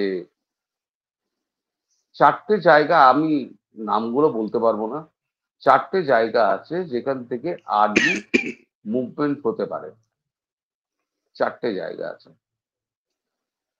এবং কিছু কিছু ইনস্টলেশন ঠিক করে দেওয়া রাখা আছে, ইনস্টলেশন যেগুলো মানে বিভিন্ন রেঞ্জের আছে, কোনটা 300 কিলোমিটার, কোনটা 200 কিলোমিটার, এরকম বিভিন্ন রেঞ্জের আছে। তো সেগুলো টার্গেটও ফিক্স করা আছে। আর এখন কি, এখন শুধু সুইচ টেপার ব্যাপার। এখন ভারত কোনো মতেই চায় সে না ধরনের কোন, যে একটা ফুল ফ্লেজেড ওয়ারে যাক। একটু লাইটটা জ্বালিয়ে দাও না, এটা ফুল ফ্লেজেড ওয়ারে যাক, ভারত কখনোই চায় না। কারণ ফুল ফ্লেজেড ওয়ারে গেলে তার একটা বড় একটা মানে মানে ঝামেলা হচ্ছে যে প্রচুর প্রাণের ক্ষয়ক্ষতি হয়, সম্পত্তির ক্ষয়ক্ষতি হয়, সেইগুলো কিন্তু ভারত কিন্তু করতে চায় না। ভারত চায় কূটনৈতিক সমাধানের মাধ্যমে যাতে ব্যাপারটা ঠিক হয়ে যায়। কিন্তু এখন ব্যাপারটা যদি দেখা যায় যে একান্তই হচ্ছে না, ভারত তার একদম ফিক্স করা পিরিয়ডের মধ্যে ব্যাপারটা করবে, তাহলে পরে ওই লাস্ট অপশনটা ভারত নেবে। এখন সেটা ট্রাম্প আসার আগে নেবে না ট্রাম্প আসার পরে নেবে। আগে শুনেছিলেন ট্রাম্প আসতে পারেন এপ্রিলে, এখন শুনছি না ট্রাম্প আসবেন মার্চে, যদিও এখনো ওভাল অফিস থেকে কোনো ডেট ফিক্স করা হয়নি। সম্ভবত দুবাইতে যখন রাশিয়ার প্রেসিডেন্টের সঙ্গে যখন বৈঠকটা হবে ট্রাম্পের, সেই সময়তে যাওয়া আসার পথে হয়তো ভারতবর্ষে আসতে পারে, তখন একটা ঠিকঠাক হতে পারে যে কি করা যেতে পারে। মিলিটারি অ্যাকশনে যদি যেতে হয় সেক্ষেত্রে আমেরিকার কিন্তু একটা সাহায্য সেই ধরনের হয়তো সেই ভারত ধরনের পেতে পারে। দাদা, সেই ধরনের ষড়যন্ত্রের কোনো আভাস বা সেরকম কোনো লক্ষণ কি আপনি দেখতে পাচ্ছেন? হ্যাঁ হ্যাঁ হ্যাঁ আহ, হ্যাঁ হ্যাঁ, অবশ্যই অবশ্যই অবশ্যই বলুন। অবশ্যই। এই আমরা এই আমরা জানি। এই যে নিজুমদা যে টোকাই পার্টির কথা বললেন, এটা হচ্ছে জামাতের বি টিম। আমি যতটুকু আমার মনে হয়, মানে আহ, নিজুমদা ভালো বলতে পারবেন, এই জামাতের বি টিম, এদের এদের ষড়যন্ত্রটাই হচ্ছে গিয়ে ওই দুটো লোক আছে, আমি নাম নিই না, দু তিনটে লোক আছে যে একজন প্যারিসে বসে থাকে, দুজন আমেরিকায় বসে থাকে, তারা ওই ধানমন্ডির মতো, তারা একটা মানে ওই 10-15 জন 15 তারিখ একটা অ্যাকশন করতে হবে। তারা 2-4-3 দিন আগে থেকেই তারা নানান রকম তারা হেউত্তুল তারা এ দেখবেন এইটা হইব, দেখবেন ওইটা হইব, দেখছেন হইছে, দেখলেন হইছে, কইছিলাম না হইব, দেখেন হইছে, এই করতে করতে 15 তারিখে হয়তো অ্যাকশনটা করতে হবে। সে 14 তারিখে বললো আগামীকাল সবাই রাস্তায় নামুন। তাদের লক্ষ লক্ষ কোটি কোটি ফলোয়ার, লক্ষ লক্ষ ফলোয়ার, তাদের 2.5 মিলিয়ন 3 মিলিয়ন সমস্ত ফলোয়ার, ওই নামিয়ে দেবে রাস্তায়, রাস্তায় নামিয়ে দিয়ে তাদেরকে বলে চলো যাই সেনা দপ্তরে গিয়ে সেনা দপ্তর ভাঙাভাঙি করি।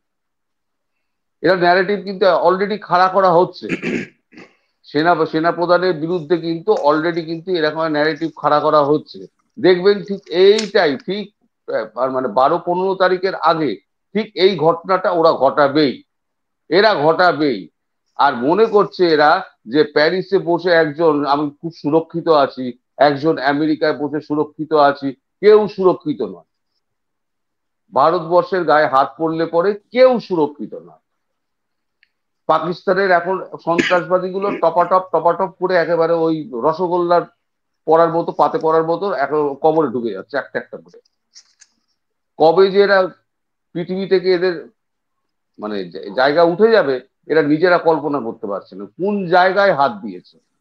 এই সিআইএ বলুন, র বলুন, মোসাদ বলুন, কেজিবি বলুন, এরা কোনোদিনও শত্রুকে ছাড়ে না, কোনোদিনও ছাড়ে না। আমি আমার একটা ভিডিওতে আমি রবীন্দ্রনের কথা বলেছিলাম যে ডাবল এজেন্ট হয়ে গেছিল, ইন্ডিয়ার এজেন্ট ছিল, আইএসআই এজেন্ট হয়ে গেছিল, তাকে কি করে মেরেছিল, সে বিদেশে পালিয়ে গেছিল, সে আইএসআই এর সাহায্যে, তাকে কি করে মেরেছিল, আমি পুরো গল্পটা বলেছিলাম সেই ভিডিওতে। সুতরাং এই সমস্ত বুদ্ধিমান এবং মানে শত্রু এবং ওই সমস্ত মানে বড় বড় জঙ্গি, তারা যখন তাদেরকে আইএসআই যখন রক্ষা করতে পারেনি, এরা কে, কোন ক্ষেত কা মুলি হ্যায়, যে কোনো দিন যে কোনো সময় এদের টিকিট কাটা হয়ে যাবে, ওই 72 হুরের কাছে গিয়ে বেলি ডান্স দেখবে। আমি তো বলি 72 হুরের কাছে বেলি ডান্স দেখবে। আমরা আজকে যদিও আলোচনা যা করছি সেরকম কোনো বিবৃতি আমরা প্রধান উপদেষ্টা ডক্টর মোহাম্মদ ইউনূসের কাছ থেকে আজকে বিবিসির ইন্টারভিউ পাইনি। তিনি বলেছিল আছে এবং সামনে থাকবে, ওগুলো অপপ্রচার। দীপা আমি জাতিকে আপনাকে আসলে একটা প্রশ্ন করতে চাই, আপনার প্রতি আমার একটা প্রশ্ন আছে, প্রশ্ন করব? করুন। আমি আমি আচ্ছা, আপনাদের আমি শুনতে পাইনি, কি বলেছেন? বললাম প্রশ্ন আমার করবার কথা, আপনি করছেন না, আমাকে সেটা তো প্রশ্ন। বটেই, ঠিক আছে, করবেন। সেটা তো বটে। আমার একটা জানার আছে, এই যে আপনি বললেন যে প্রধান উপদেষ্টা ডক্টর মোহাম্মদ ইউনূস, তিনি প্রধান উপদেষ্টা কিভাবে হলেন? মানে বাংলাদেশের আইনে, আপনি তো একজন আইন মান্যকারী সিটিজেন, তাকে প্রধান উপদেষ্টা আপনি কিভাবে বলেন? বাংলাদেশের কোন আইনে অন্তর্বর্তীকালীন সরকার ব্যবস্থা আছে? নাম্বার ওয়ান, এটা আমি জানতে চাই। এবং এরকম না থাকা একটা সিস্টেমের মধ্য থেকে কেউ প্রধান উপদেষ্টা হলে তাকে প্রধান উপদেষ্টা আইনত বলা যায় কিনা? এখন তো দে আর দ্য গভর্নিং বডি, আসলে এই সময় তারা তো চালাচ্ছেন, তাহলে শাসন ব্যবস্থা রয়েছেন, তো তাহলে মানে ঠিক আছে, এখানে তো ঠিক আছে আপনার, আসলে এই মুহূর্তে ঠিক তো আছে আসলে আপনার, আওয়ামী লীগ হুম, সরকার হুম, ঠিক আছে, তারা তো আপনার আসলে এই যুক্তিটা আমি, নিয়ন্ত্রণ আপনার এই করছে না যুক্তিটা আমি মেনে সরকার। নিলাম, আপনার এই আমি যুক্তিটা আপনার আমি মেনে আপনি নিচ্ছি। না হ্যাঁ না, ঠিক বলুন। আছে, ঠিক আছে, একটু শেষ করি, একটু শেষ করি, শেষ করি। ধরা যাক একটা বাসে একদল ধর্ষক এসে ধর্ষণ করলো, বাসের নিয়ন্ত্রণটা তাদের কাছে। এখন আপনি তাদেরকে বলবেন, ধর্ষক সাহেব এক গ্লাস পানি পেতে পারি? না, তাদেরকে একজন নিশ্চয়ই না। ধর্ষক সাহেব বলে? তাহলে তাদেরকে যদি না বলেন, মানে সেটা অপরাধ, এবং অপরাধীদেরকে আপনি অত্যন্ত জঘন্য এবং অত্যন্ত ঘৃণা ভরে আপনার নামটা বলা উচিত, এই ধর্ষণকারী। তো একই ব্যাপার তো দখলকারী, তাহলে আপনি দখলকারী প্রধান উপদেষ্টা কেন বলছেন না? মানে আমি এটা জানতে চাচ্ছি, আউট অফ কিউরিসিটি। দেখুন, আমরা জানি যে সংবিধান অনুযায়ী আসলে এটা একটি অবৈধ সরকার। অবৈধ সরকারের প্রধান উপদেষ্টা ডক্টর মোহাম্মদ ইউনূসের ব্যাপারে কথা বলছিলাম। তো আপনার কাছে কি মনে হয় উনি ভিউতে যেটা বলেছেন যে আহ ভারতের সঙ্গে আসলে কোনো সম্পর্ক খারাপ নয়, কোনো কিছু নয়, যেটা দিয়ে আমরা দাদার সঙ্গে আলোচনা শুরু করেছিলাম, আপনার আপনার সাথে সেই আলোচনা দিয়ে লাইভটি শেষ করতে চাই আজকে। উনি বলেছেন এটি একটি অপপ্রচার, অপপ্রচার, এবং এটাকে নিশ্চয়ই সাধারণ মানুষ ধারণা করতে পারে। এই অপপ্রচার আসলে কারা করতে পারে যে ভারতের সঙ্গে বাংলাদেশের সম্পর্ক খারাপ, কিন্তু তার অন্যান্য অবৈধ সরকারের অন্যান্য উপদেষ্টাদের এবং উনি ক্ষমতায় দখলের আগে ওনার কিছু, মানে সরি আমি বলছি, উনি কয়েকবার বলেছেন সেভেন সিস্টার্স দখলের কথা, এবং যদি কোনো কারণে বাংলাদেশে ভারতের অতি আগ্রহ তারা দেখেন, এগুলো তারা দেখে নেবেন, বুঝে নেবেন। এখন আসলে কোনটাকে সত্য ধরে নিব, আর কি পরিস্থিতির পরিপ্রেক্ষিতে হঠাৎ উনি কথা বদল করে এই কথা বললেন? তো সরকার অবৈধ ইন্টারিম গভর্নমেন্টের প্রধান উপদেষ্টা এই কথা বলেছেন। অসংখ্য ধন্যবাদ দীপা, যে আপনি সঠিক সম্বোধন করতে পেরেছেন, এই জন্য নাম্বার ওয়ান। আপনার হাসি পাচ্ছে, আপনি স্ক্রিনে হাসতে পারেন, কোনো সমস্যা নেই। আচ্ছা, এখন কথা যেটা হচ্ছে সেটা হচ্ছে যে, সেটা হলো যে বাংলাতে একটা কথা প্রচলিত আছে, একটু আমি রাগঢাক করে বলবো, বিলাই কম ড্যাশ ড্যাশে মান্দার গাছে ওঠে না। জানেন তো সেই প্রবাদটা? ঠিক আছে, ড্যাশ ড্যাশ শব্দটা আমি আর বলছি না, যেহেতু সভ্য সমাজে আছি, সব কথা তো বলাও যায় না।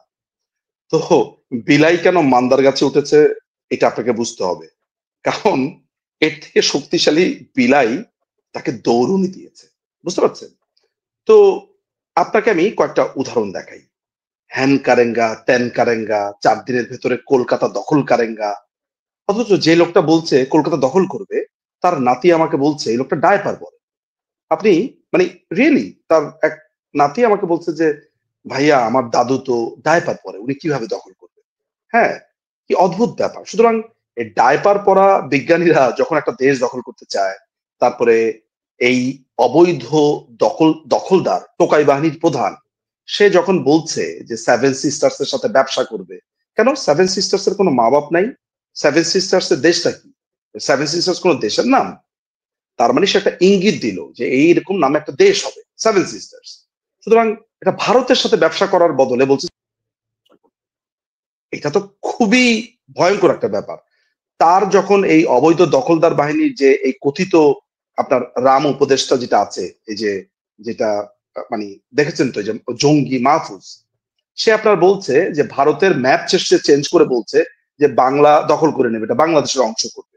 এগুলো তো সরাসরি যুদ্ধ ঘোষণা, তাই না? যুদ্ধ ঘোষণা সামিল তো কোনো একটি দেশের ভৌগোলিক অংশ, ভূখণ্ড আপনার নিজের বলে দাবি করা, এগুলো সরাসরি। এবং সবচেয়ে বড় ব্যাপার, এটি অবৈধ সরকার, এটার কোনো জনভিত্তি নেই, আইনগত কোনো ভিত্তি নেই। সুতরাং এই যে বলছে তারা ভারতের সাথে কোনো সমস্যা নেই, আপনি তার বডি ল্যাঙ্গুয়েজ ও জানে সমাগত।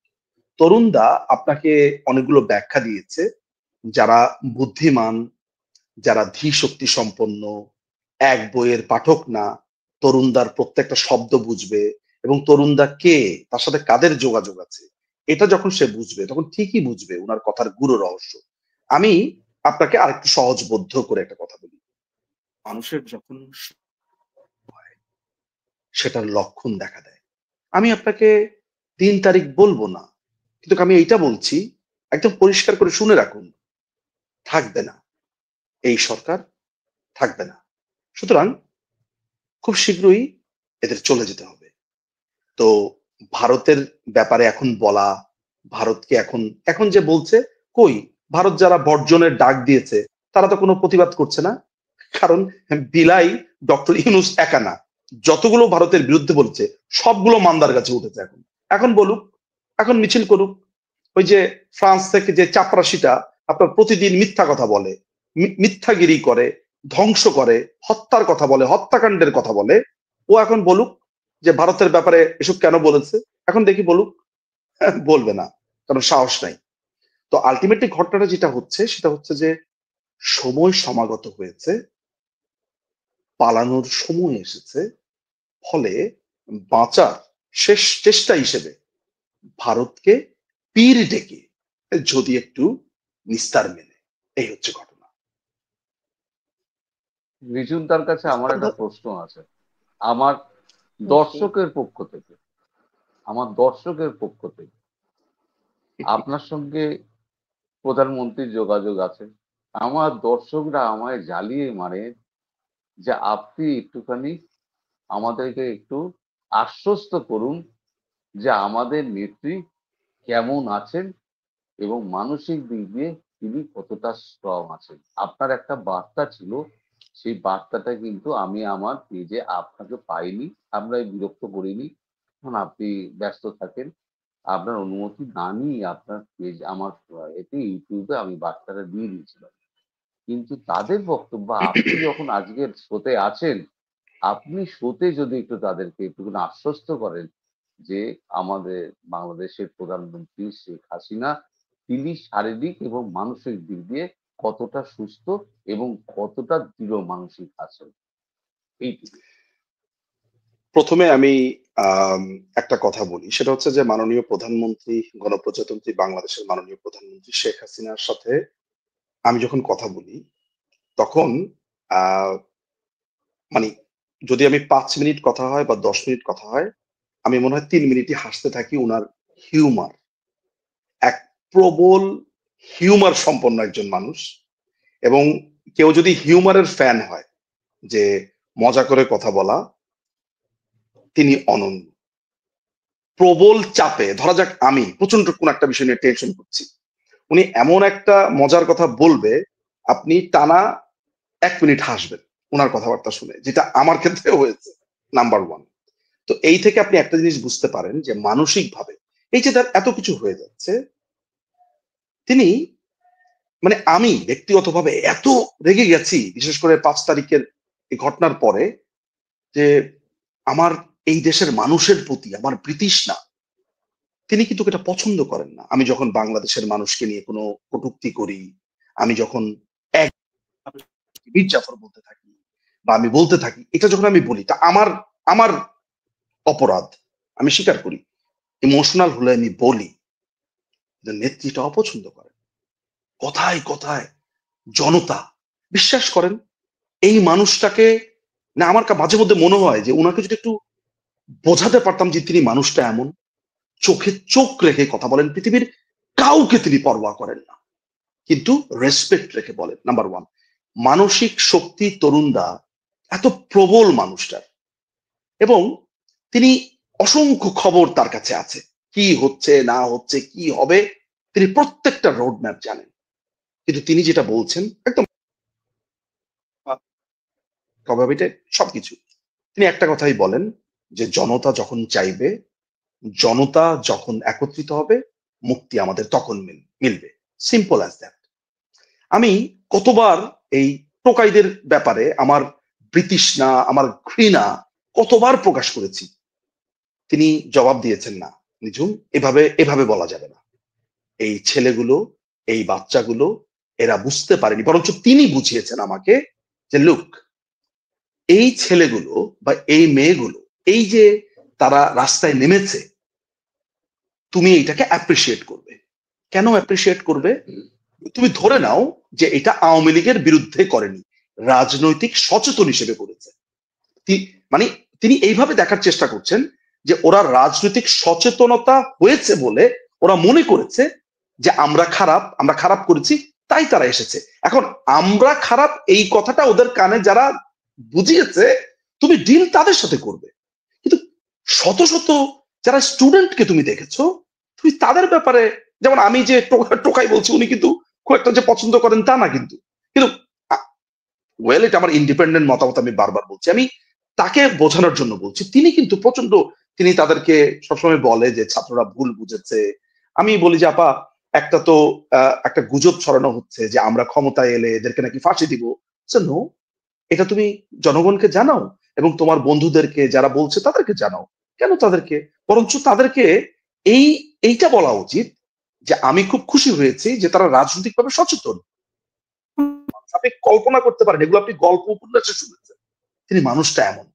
আপনি আপনি জানেন না যে তিনি, তাকে পৃথিবীর, মানে এটা একটা অষ্টম নবম আশ্চর্য ছিল তাকে গণভবন থেকে সরিয়ে নেওয়াটা। তাকে হাতে পায়ে ধরতে হয়েছে। মানে কারা ধরেছে হাতে পায়ে সেটাও আমি বলবো না, তার তার পা ধরে, এমনও ব্যক্তি আছে পা ধরে তাকে খালি বলেছে আপা আপনার কাছে আমি জানটা ভিক্ষা চাই, আপনার মেরে ফেলবে, আমাকে কবর দিও টুঙ্গি পাড়াতে। এবং মজার ব্যাপার হচ্ছে উনি খুবই নর্মাল ছিলেন। আমি একদম ফার্স্ট হ্যান্ড সোর্সে জানি। সুতরাং হ্যাঁ, অনেক তরুণরা ওনাকে বুঝতে পারেন, আমি নিশ্চিত। আপনি প্রধানমন্ত্রীকে দেখে আপনার মাঝে মধ্যে মনে হয় না যে উনি আমাদের মা খালাদের মতো? হ্যাঁ, উনি যখন কথা বলেন, আমাদের মা খালারা যেরকম কথা বলে, উনি আসলে বাংলাদেশটাকে, বাংলাদেশের মানুষকে এইখান থেকে দেখেন। তিনি ডিপ্লোম্যাটিক না। তিনি যদি ডিপ্লোম্যাটিক হতেন, তিনি হয়তোবা খুব কম কথা বলতেন। তিনি হয়তোবা, তিনি কিন্তু বলেন, অনেক কিছু বলেন। তাকে আমি কিভাবে দেখি জানেন? এ মাদারলি ফিগার হিসেবে। ফলে আমার দেখার চোখটা তার ক্ষেত্রে আলাদা। আমার মতো একটা ক্ষুদ্র মানুষ, সামান্য মানুষ, এটা কাশি দিচ্ছে, উনি বলছে যে এই তুমি কাশছো কেন? আমি একটা টিভি প্রোগ্রামে যাবো, উনি জানে, এই তুমি এতক্ষণ কথা বলছো কেন, তোমার প্রোগ্রাম আছে না? মানে একটা মাদারলি ধমক দিচ্ছে না? এই জিনিসগুলো আমার কাছে মনে হয় যে আমি তো আমার মাকে দেখতে পাচ্ছি না, আমার মাকে আমি কাছে পাচ্ছি না, আমি দেশে যেতে পারছি না, মনে হচ্ছে আমার আরেকটা মা ঠিক আমাকে দূর থেকে বা কাছ থেকে স্নেহের পরশ, এটা মানে আমার যে এই আনুগত্য, সেই আনুগত্যের জন্য না, আমি কিন্তু ফিল করতে পারি। কারণ উনি এমন একটা পর্যায়ে আছে, আমার মতো একটা মানুষ কাশি দিলে তাতে কি আসে যায়? কাশি কেন দিয়েছি এটার জন্য উনি 10টা প্রশ্ন করবে। কাশি দিয়েছো কেন, কোথায় গেছো, রাতে উনি একবার ফোন দিয়েছে অনেক রাত হয়েছে, আমি ফোন পিক করেছি, এত রাতে ফোন ধরলে কেন, এখনো ঘুমাওনি? মানে উনি বুঝতে পারেনি আমি কোথায় আছি। আমি যখনই বলেছি এখানে, এখানে তো অনেক রাত, তুমি এখানে, তুমি এখনো ঘুমাওনি। এই যে মানুষটা, দেশে এত কিছু হয়ে যাচ্ছে, আমার মতো একটা ক্ষুদ্র মানুষের খবর নেওয়া ওনার কোনো দরকার ছিল? নিয়েছেন। শুধু আমি না, আপনি যতগুলো মানুষ তার সাথে কথা বলেছে, প্রত্যেকের ব্যক্তিগত খোঁজ নেয়। এই কি খাইছো, ঘুমাইতে গেছো কিনা, ঠিক এমনি প্রশ্ন করে উনি। সো এই তরুণরা, আজকে তরুণরা ঘৃণা প্রদর্শন করেছে না, আমি নিশ্চিত এই তরুণরা একদিন কাঁদবে। কারণ তরুণরা শেখ হাসিনাকে, অনেক মানুষ মিস আন্ডারস্টুড হয়েছে ইতিহাসে, পরে কেঁদেছে না? কেঁদেছে তো। তো আমাদের দুঃখ যে একটা সুনির্দিষ্ট সময়ে তাকে ভুল বুঝেছে অনেক তরুণরা। আমি খারাপ হতে পারি, আমাকে নিয়ে সমালোচনা হতে পারে, because I am not perfect, but she is perfect আমার চোখে। তিনি একজন মাদারলি ফিগার, তিনি একজন রাজনীতিবিদ, তিনি একজন বোন, তিনি একজন খুব ভালো বন্ধু, তিনি মানসিকভাবে অসম্ভব শক্তিশালী একজন মানুষ। আমি 5 তারিখে কি ভয়ঙ্কর ভাবে, আমি আমার যে, মানে আমি বলতে চাই না ওই মোমেন্টটার কথা। তিনি চুপচাপ আমার এই বিলাপ শুনেছেন, তিনি তারপরে আমাকে অ্যান্সার করেছেন, নিঝুম, ভেঙে পড়া যাবে না, ইউ হ্যাভ টু স্ট্রং। এই হচ্ছে শেখ হাসিনা। আমার আমার এখানে সব থেকে অবাক লাগে, আমাদের তো বহুদলীয় গণতন্ত্র, এই একটা মানুষ যখন এলেন ভারতবর্ষে, তখন কিন্তু একটা রাজনৈতিক দল, একজনও না, সে আপনার কংগ্রেস বলুন, বিজেপি বলুন, এসপি বলুন, বিজেডি বলুন, আরজেডি বলুন, সপা বলুন, এত আমাদের তো শখানেক দল আছে, কেউ একজন বিরোধিতা করেনি। সবাই লিখিতভাবে, নরেন্দ্র মোদী এত চালু লোক, যিনি টেনে নেতা, তিনি লিখিত প্রস্তাব নিয়েছেন সবার কাছ থেকে, যে তোমরা লিখিত দাও, পরে ফ্লোরে এসে চেঁচামেচি করবে ও হবে না। কিন্তু সবাই লিখিতভাবে জানিয়েছে আমাদের কোনো আপত্তি নেই। এই বিএনপি বা এদেরকে সব থেকে বড় মুশকিল এদের কি হয়ে গেছে জানেন? এদের মুশকিল হয়েছে এই শেখ হাসিনার ইস্যুতে ভারতবর্ষের সব নেতারা এক। কংগ্রেসের সঙ্গে তার যেমন সম্পর্ক, প্রধানমন্ত্রী রাহুল গান্ধীকে, যেমন সোনিয়া গান্ধীকে উনি বলতেন এ তোমারা লেরকা নেই হ্যায়, এ রাজকুমার তোমারা এবং লেরকা নেই হ্যায়, রাজকুমারী আরেকটা তোমার মজার বেটি ব্যাপার নেই কি হ্যায়। তরুণদা, জাস্ট আমি একটু ছোট্ট ইন্টারাপ্ট করবো আপনাকে, এটা একটা মজার ব্যাপার কি জানেন, যে নেত্রী যখন কংগ্রেস এবং বিজেপির সাথে, মানে একটা তো পারিবারিক সম্পর্ক, একটা দীর্ঘ সময় কংগ্রেসের সাথে, মজার ব্যাপার হচ্ছে বিজেপির অংশ থেকে এটাকে কখনো মাইন্ড করা হয়নি। এর কারণ না, হচ্ছে যে নেত্রীর এই যে একটা সম্পর্ক, এই যে লেয়ার অফ রিলেশনশিপটা, এইটা না খুবই ম্যাচিউরলি দুটো দলই হ্যান্ডেল করেছে। কারণ ওনারা জানে যে নেত্রী কিন্তু কোনো পার্সিয়ালিটির জায়গা থেকে সম্পর্কটা না, এই যে এটাকে কি বলে জানেন, পলিটিক্যাল ম্যাচিউরিটি। আমি একটা আশ্চর্য হয়ে যাচ্ছি, এই বহুদা বিভক্ত সমাজ, এখানে ভিন্ন ভাষাভাষী আছে, ভিন্ন কালচার আছে ভারতের, একটা বৈচিত্র্যময় একটা দেশ তো, তাই না? এই জায়গাতে শেখ হাসিনা প্রশ্নে সব এক আটটা, এটা এটা আমার realization. Please continue, sorry interrupt করছি। যখন উনি এবারে সে যখন 2019 সালে যখন এসেছিলেন, এসে সোনিয়া গান্ধীর সঙ্গে দেখা টাকা করলেন, তারপর মোদিজি ওনাকে ডেকে পাঠালেন পার্লামেন্টে, যে আপনি একবার পার্লামেন্টে আসুন। উনি পার্লামেন্টের সেন্ট্রাল হলে ঢুকে উনি যেটা করলেন, মোদিজির ঘরে আর গেলেন না। ওই সেন্ট্রাল হলে যত আপনার বিভিন্ন দলের নেতা মন্ত্রী যারা বসে আছে, তাদের সঙ্গে উনি চা খেতে খেতে 3.5 ঘন্টা আড্ডা মেরেছিলেন। মোদিজি কিন্তু তার চেম্বারে বসে আছেন, কখন শেখ হাসিনা প্রধানমন্ত্রী আসবেন। তিনি কিন্তু এখানে বসে সমস্ত পার্লামেন্টেরিয়ানদের সঙ্গে আড্ডা মারতে শুরু করতেন।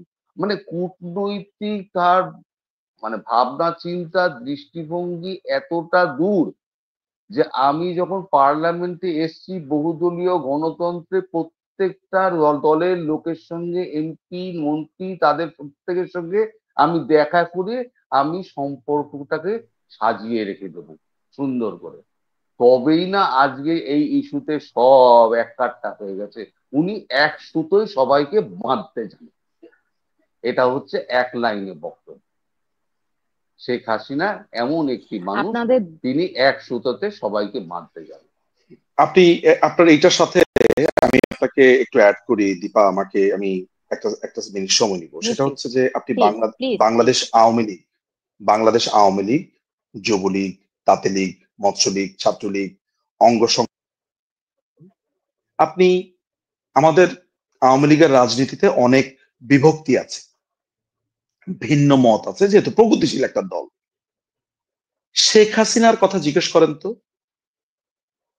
ওই ঘর থেকে ঘরের যত আছে শেখ হাসিনা প্রশ্নে সব এক একটা। আওয়ামী লীগের সবচাইতে পজিটিভ পয়েন্টটাই হচ্ছে শেখ হাসিনার প্রশ্নে সব এক। আপনি আপনি আপনি একদম একটা জরিপ চালান, অনেক অনেক ধরনের আলোচনা হবে। নেত্রী যদি দলে না থাকে, আমি রাজনীতি করবো না, আমি নিয়ে বলবো না কথা। নেত্রী সবকিছু, এটা আমার ইমোশনের কথা ধরতে পারেন আপনি। আমার কোনো গ্রামাটিক্যাল, আমার কোনো বইটইয়ের দরকার নেই। আমার কথা, আমার নেত্রীর জন্য, নেত্রীর সম্মানের জন্য রাজনীতি করি, সিম্পল অ্যাজ দ্যাট। আমার এত কিছুর দরকার নেই। এটা আমার একার কথা আপনি ধরছেন, তার তো সমর্থ। নেতাদের কাছে যান, কর্মীদের কাছে যান, অনেক রকমের আলোচনা হচ্ছে নেতা কর্মীদের মধ্যে। আপনি ভারতে কলকাতাতে একটা জরিপ চালান, 100 জনের মধ্যে 95 জন শেখ হাসিনার ভক্ত। জিজ্ঞেস করুন, বাঙালিদের কাছে যেতে হবে। আপনি আপনি এটা, আমি কলেজ স্ট্রিটে গেছি, শেখ হাসিনা। ধর্মতলাতে এসেছি, শেখ হাসিনা। নিউ টাউনে গেছি, শেখ হাসিনা। রবীন্দ্র সরোবরে গেছি, শেখ হাসিনা।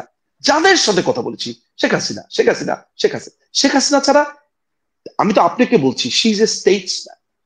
শি, নিশ্চিত তিনি যেদিন এই দেশে পা রাখবেন, বাংলাদেশ আবার ধন্য হবে। আমি নিশ্চিত বাংলাদেশ এই সম্মানটা দিতে জানে। এবং এই তরুণরা, দীপা আমি আপনাকে বলে রাখছি, এই তরুণরা বলবে আমাদের ভুল হয়েছিল, নেত্রী তোমাকে স্বাগতম। আমি আপনাকে বলছি, আপনি দেখবেন এটা হবে।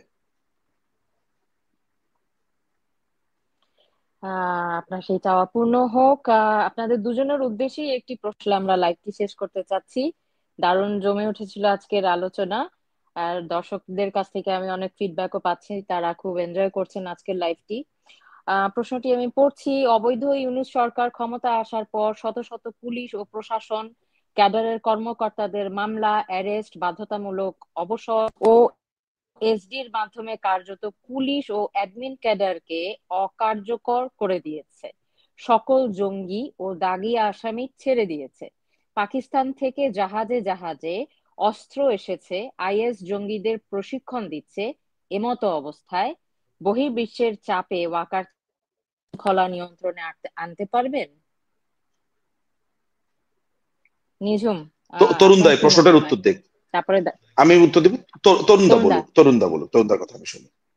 মাঝে মাঝে লাইনটা কেটে গেছিল, আমি শুনতে পাইনি। আমার নেটে খুব সমস্যা হচ্ছে, যদি আরেকবার প্রশ্নটা যদি বলেন। আমি পুরো প্রশ্নটাই পড়ে শোনাচ্ছি। জিসটা অবৈধ জিসটা ইউনূস সরকার জিসটা ক্ষমতা, বললেই হবে, জিসটা বললেই হবে। এই নানা আমরা দেখেছি, আহ, একটু পুরোটাই বলতে হবে আর কি, যে একটা পুরো সিস্টেমটাকে আসলে তো ডিস্ট্রয় করা হয়েছে বা আসলে ইনঅ্যাক্টিভ রাখা হয়েছে আইএস জঙ্গিদের। এমতো অবস্থায় বহির্বিশ্বের চাপ থাকলেও ওয়াকার কি আসলে পারবেন আইন শৃঙ্খলা নিয়ন্ত্রণে আনতে পারবেন কিনা, এরকম একটা প্রশ্ন করা হচ্ছে। পুলিশ প্রশাসন এই ক্ষমতা অনেক জায়গায় তো আসলে এখন অবশ অবস্থায় আছে, আমি বলবো আর কি। আমি বলুন দাদা। জানি না, উনি কি এই যে ওয়াকারুজ্জামান সম্পর্কে কিন্তু আমার একটু মানে একটু নেগেটিভ ধারণা আছে। সরি ভাই, কারণ এই মানুষটা খুব ফিশি, একেবারে ওই পাকাল মাছের মতো। হ্যাঁ, উনি কি করতে চান, কি করবেন, এটা বোঝা কিন্তু খুব মুশকিল। ওনার হৃদয়ে এক থাকে আর মুখে এক থাকে। উনি যেটা বলেছেন সেদিনকে, সেটা হচ্ছে ওপর থেকে লাথি খাওয়ার পরে বলেছেন। এখান থেকে উপেন্দ্র ত্রিবেদী, আর ওখান থেকে হচ্ছে গিয়ে পেন্টাগনের ফোন। এই দুটোর এতে ওস্তাতে তিনি এখন খুব মুশকিলে পড়ে গিয়েছেন বলে। এখন আবার তো আমি তো বলেছি যে এর প্রতি কোনো আস্থা কিন্তু ভারতবর্ষ রাখছে না। ভারতবর্ষ কিন্তু ওয়াকারুজ্জামানের প্রতি কোনো আস্থা রাখছে না, মুখে কিছু বলছে না, কিন্তু নেত্রীর খুব আস্থা আছে ওয়াকারুজ্জামানের। ঠিক আছে, দোবালজি বলেছেন, তাহলে আপনি কথা বলুন, আমি কম্পেয়ার করে দিচ্ছি, আপনি কথা বলুন, আমি এর মধ্যে কথা বলবো না। উনি কথা বলেছেন, উনি 7 দিনের রোড ম্যাপ দিয়েছেন। 7 তারিখ অব্দি দেখা যাক কি হয়। আমার তো মনে হয় কিছুই হবে না। তারপরে ডবলজি বলবেন 8 তারিখে কি 9 তারিখে, এবার আমার ওপর ছেড়ে দিন, আমরা যা করার করছি। এইটুকুই হবে। নিঝুম মজুমদার, এই একই প্রশ্নটা যদি আপনাকে করি। আহ শেষ শেষ শেষ লাইনটা একটু আমাকে বলুন তো, জাস্ট শেষ লাইনটা, প্রথম কথাগুলো আমার মনে আছে। বহির্বিশ্বের চাপে ওয়াকার চাইলেও কি আইন শৃঙ্খলা নিয়ন্ত্রণে আনতে পারবেন? আহ আচ্ছা, প্রথম ব্যাপার হলো যে ওয়াকার ওয়াকারের ব্যাপারে যেটা তরুণদা বলেছেন, সেটা কিন্তু খুবই গুরুত্বপূর্ণ। জানি না অনেকে এটা পলিটিক্যাল রেটরিক হিসেবে নিয়েছে কিনা। ওর বাম হাত কি করবে, ওর ডান হাত সেটা জানে না। এটা কিন্তু আর্মিতে খুবই একটা প্রচলিত কথা। ধরা যাক আপনার সাথে খুবই ভাবলেশীন ভাবে কথা বলছে, ভিতরে ভিতরে কি চলছে আপনি কিচ্ছু জানবেন না। এটাকে আপনি বিশেষ গুণ বলবেন নাকি বিশেষ বেগুন বলবেন, মানে গুণহীন বলবেন, আমি জানি না, বাট এটা তার একটা বৈশিষ্ট্য, নাম্বার ওয়ান। নাম্বার টু হচ্ছে আমার ব্যক্তিগত ধারণা, আমার ব্যক্তিগত ধারণা ওয়াকার সাহেব আহ, সহ্য করছেন। কেন সহ্য করছেন এইটা একটা গবেষণার বিষয়। আমার ধারণা আমরা অনেক সময় বলি না, আচ্ছা ঠিক আছে আরেকটু দেখে নেই, আরেকটু দেখে নেই, আরেকটু দেখে নেই। এর মাঝখান দিয়ে যেটা হয়েছিল যে তাকে খুবই ইরিটেট করেছিল ফয়জুল নামে, ফয়জুল নামে কোয়ার্টার মাস্টার জেনারেল, ইকবাল করিম ভুইয়া নামে একটা সাবেক সেনাপ্রধান ছিল। এই দুটো মিলে বেশ কয়েকবার একে সরানোর পায়তারা করেছিল, স্টুডেন্টদেরকে নিয়ে বসেছে, ক্যান্টনমেন্টে হামলা করার কথাও প্ল্যান করেছে, কিছু জেনারেলদের সাথে কথাবার্তা বলেছে, অনেক কিছু চেষ্টা হয়েছে যে তাকে কোথাও নিকেশ করা যায় কিনা, অ্যাটাক করা যায় কিনা, বা ধরা যাক কোনো একটা প্রোগ্রামের মধ্যে মব মব অনেকগুলো মব এসে চেপে ধরা যায় কিনা, এই ধরনের অনেকগুলো প্ল্যান হয়েছে। ফয়জুর হচ্ছে হিজবুত তাহরির করা, মানে আর্মিতে যে অংশটা হিজবুতি এক্সট্রিমিস্ট তাদের একটা প্রতিনিধিত্ব করে এই ফয়জুর। তো সাম্প্রতিক সময়ে ফয়জুরকে সে টাইট দিয়েছে, নানান ভাবে সে টাইট দিয়েছে। এখন ধরেন ভেটকি মাছের মতো ফয়জুর চুপচাপ বসে আছে, তার হাত পা তাকে নানান ভাবে ওয়াকার বন্ধ করে দিয়েছে। তার যত বাপ আছে বাপরা এখন চুপচাপ। আইকেবি আইকেবি কেও টাইট দেওয়া গেছে। আইকেবি একদম রাওয়া ক্লাবে মাস্তানি করছিল আর এক্স আর্মি অফিসারদেরকে নিয়ে। এর একটা কারণ হচ্ছে এখনো ওয়াকারের বেশ কিছু ভক্ত আছে জুনিয়র লেভেলে বা এটা। যদিও আমি মনে করি ওয়াকার আহ বিবেচনা বিহিত কাজ করেছে, দেশকে নানান ভাবে রক্ষা করতে পারেনি, অনেক ধরনের অপরাধ সে চাইলেই বন্ধ করতে পারত। আমার ব্যক্তিগত ধারণা যে ওয়াকারের লিমিট 95-এ এসে ঠেকেছে, আরেকটু এদিক সেদিক হলেই ঘটনা ঘটে যাবে। বিষ তো মাথায় উঠে গেছে নিজুনদা, সাপ তো পায়ে ছোবল বেড়েছিল, বিষ এখন মাথায় উঠে গেছে এই সহ্য করতে করতে। আর এই আমি আর প্রসঙ্গে একটা কথা বলি, আমি আর বেশ কিছু বলবো না, মানে আমার আমার তরুণদা আমি যতটুকু বলেছি আর কি, যারা বোঝার বুঝবে আর কি। হ্যাঁ, আর এই যে আহ উনি আজকে আজকে শুনলাম কোথায় কঙ্গো না কোথায় চলে গেলেন, রিপাবলিক অফ কঙ্গো না কোথায় উনি শান্তি বাহিনীতে চলে গেলেন। আমি বলিনি যে যেগুলো বলা হচ্ছে ওগুলো খবর না, যেটা বলা হয়নি সেটা হচ্ছে খবর। আমি এখন খবর লাগানোর চেষ্টা করছি যে উনি কেন ওখানে গেলেন, হঠাৎ 3 দিনের জন্য উনি কেন গেলেন। আরে ওনাকে ডেকে পাঠানো হয়েছে এমন একটা দেশে যেখানে 2 দিন ফ্লাইটে পৌঁছাতে হয়। তরুণদা আমার কাছে মনে হয় সামটাইমস কিছু কিছু সেটা জানা কথা যাবে দুদিন পর। থাক না গোপন, আমি মানে আহ, কিছু আমি কিছু কিছু এখনই গোপন এই কথা কথাতেই থাকুক। বলতাম যে এটা নিশ্চয়ই আমরা পরে আপনাদের হ্যাঁ কাছ নিপা, থেকে জানতে পারবো। এই হ্যাঁ নিপা বল, দাদা, আমার দীপা। যারা দর্শক হ্যাঁ দাদা, হ্যাঁ দাদা শুনতে পাচ্ছি। Hello, hello. শুনতে পাচ্ছি, আপনাকে শুনতে পাচ্ছি। আহ আচ্ছা, দর্শক যারা এতক্ষণ হ্যাঁ, আমাদের সঙ্গে থেকে লাইভটি দেখলেন তাদের প্রত্যেককে ধন্যবাদ। দাদা কি কিছু বলতে চাইছিলেন? বলছেন? নিজুদা দাদা নিজুদা নেট, কিছু বলছিলেন আমাকে। না ও না, আমি উনি শেষ আপনাকে যেটা করেছেন বলছিলাম কথা। যে আমি যেটা তরুণদাকে বলেছি যে আহ, আহ, আমাদের অগোচরে ইনভিজিবলি অনেক কিছু হচ্ছে। আমি সাধারণ দর্শকদেরকে একটা কথা বলি, সেটা হলো যে সবকিছু বাদ দেন, সবকিছু বাদ দেন। আপনারা কোনো আম, ঠান্ডা মাথাতে কোনো একটা ফাঁকা জায়গাতে গিয়ে, একটা নির্জন জায়গাতে গিয়ে যা কিছু ঘটে গেল গত 6 মাসে একবার বিবেচনা করুন তো, একটু ঠান্ডা মাথাতে। আমি কিন্তু বলছি না যে আওয়ামী লীগকে নিয়ে আসছি, প্রধানমন্ত্রী এসে প্রধানমন্ত্রী, আমি এগুলো কিচ্ছু বলছি না। তো এতটুকু আমি বলতে চাইছি আপনাদের কাছে, আপনাদের কি মনে হয় যে একটা স্ট্রাকচার টিকবার জন্য গত 6 মাসে এমন কিছু হয়েছে? এর মধ্যে এর মধ্যে বারুদের আগুনের মতো ওই টোকাইরা একটা পার্টি বানিয়ে বসেছে। মানে আমি এই কারণে বলছি যে এটার জন্য তো আপনাকে রকেট সায়েন্টিস্ট হতে হয় না। মানে I am just counting the days, that's it. 1 2 3 TikTok TikTok TikTok. So আমি জাস্ট অপেক্ষা করছি, এই তো। Time will say. ধন্যবাদ নিঝুম মজুমদার। দর্শক আপনারা যারা আমাদের সঙ্গে এতক্ষণ ছিলেন সকলকে ধন্যবাদ। আমার ধারণা অনেকের পেয়েছেন, কেউ কেউ আশার আলো কিছুটা দেখতে পেয়েছেন।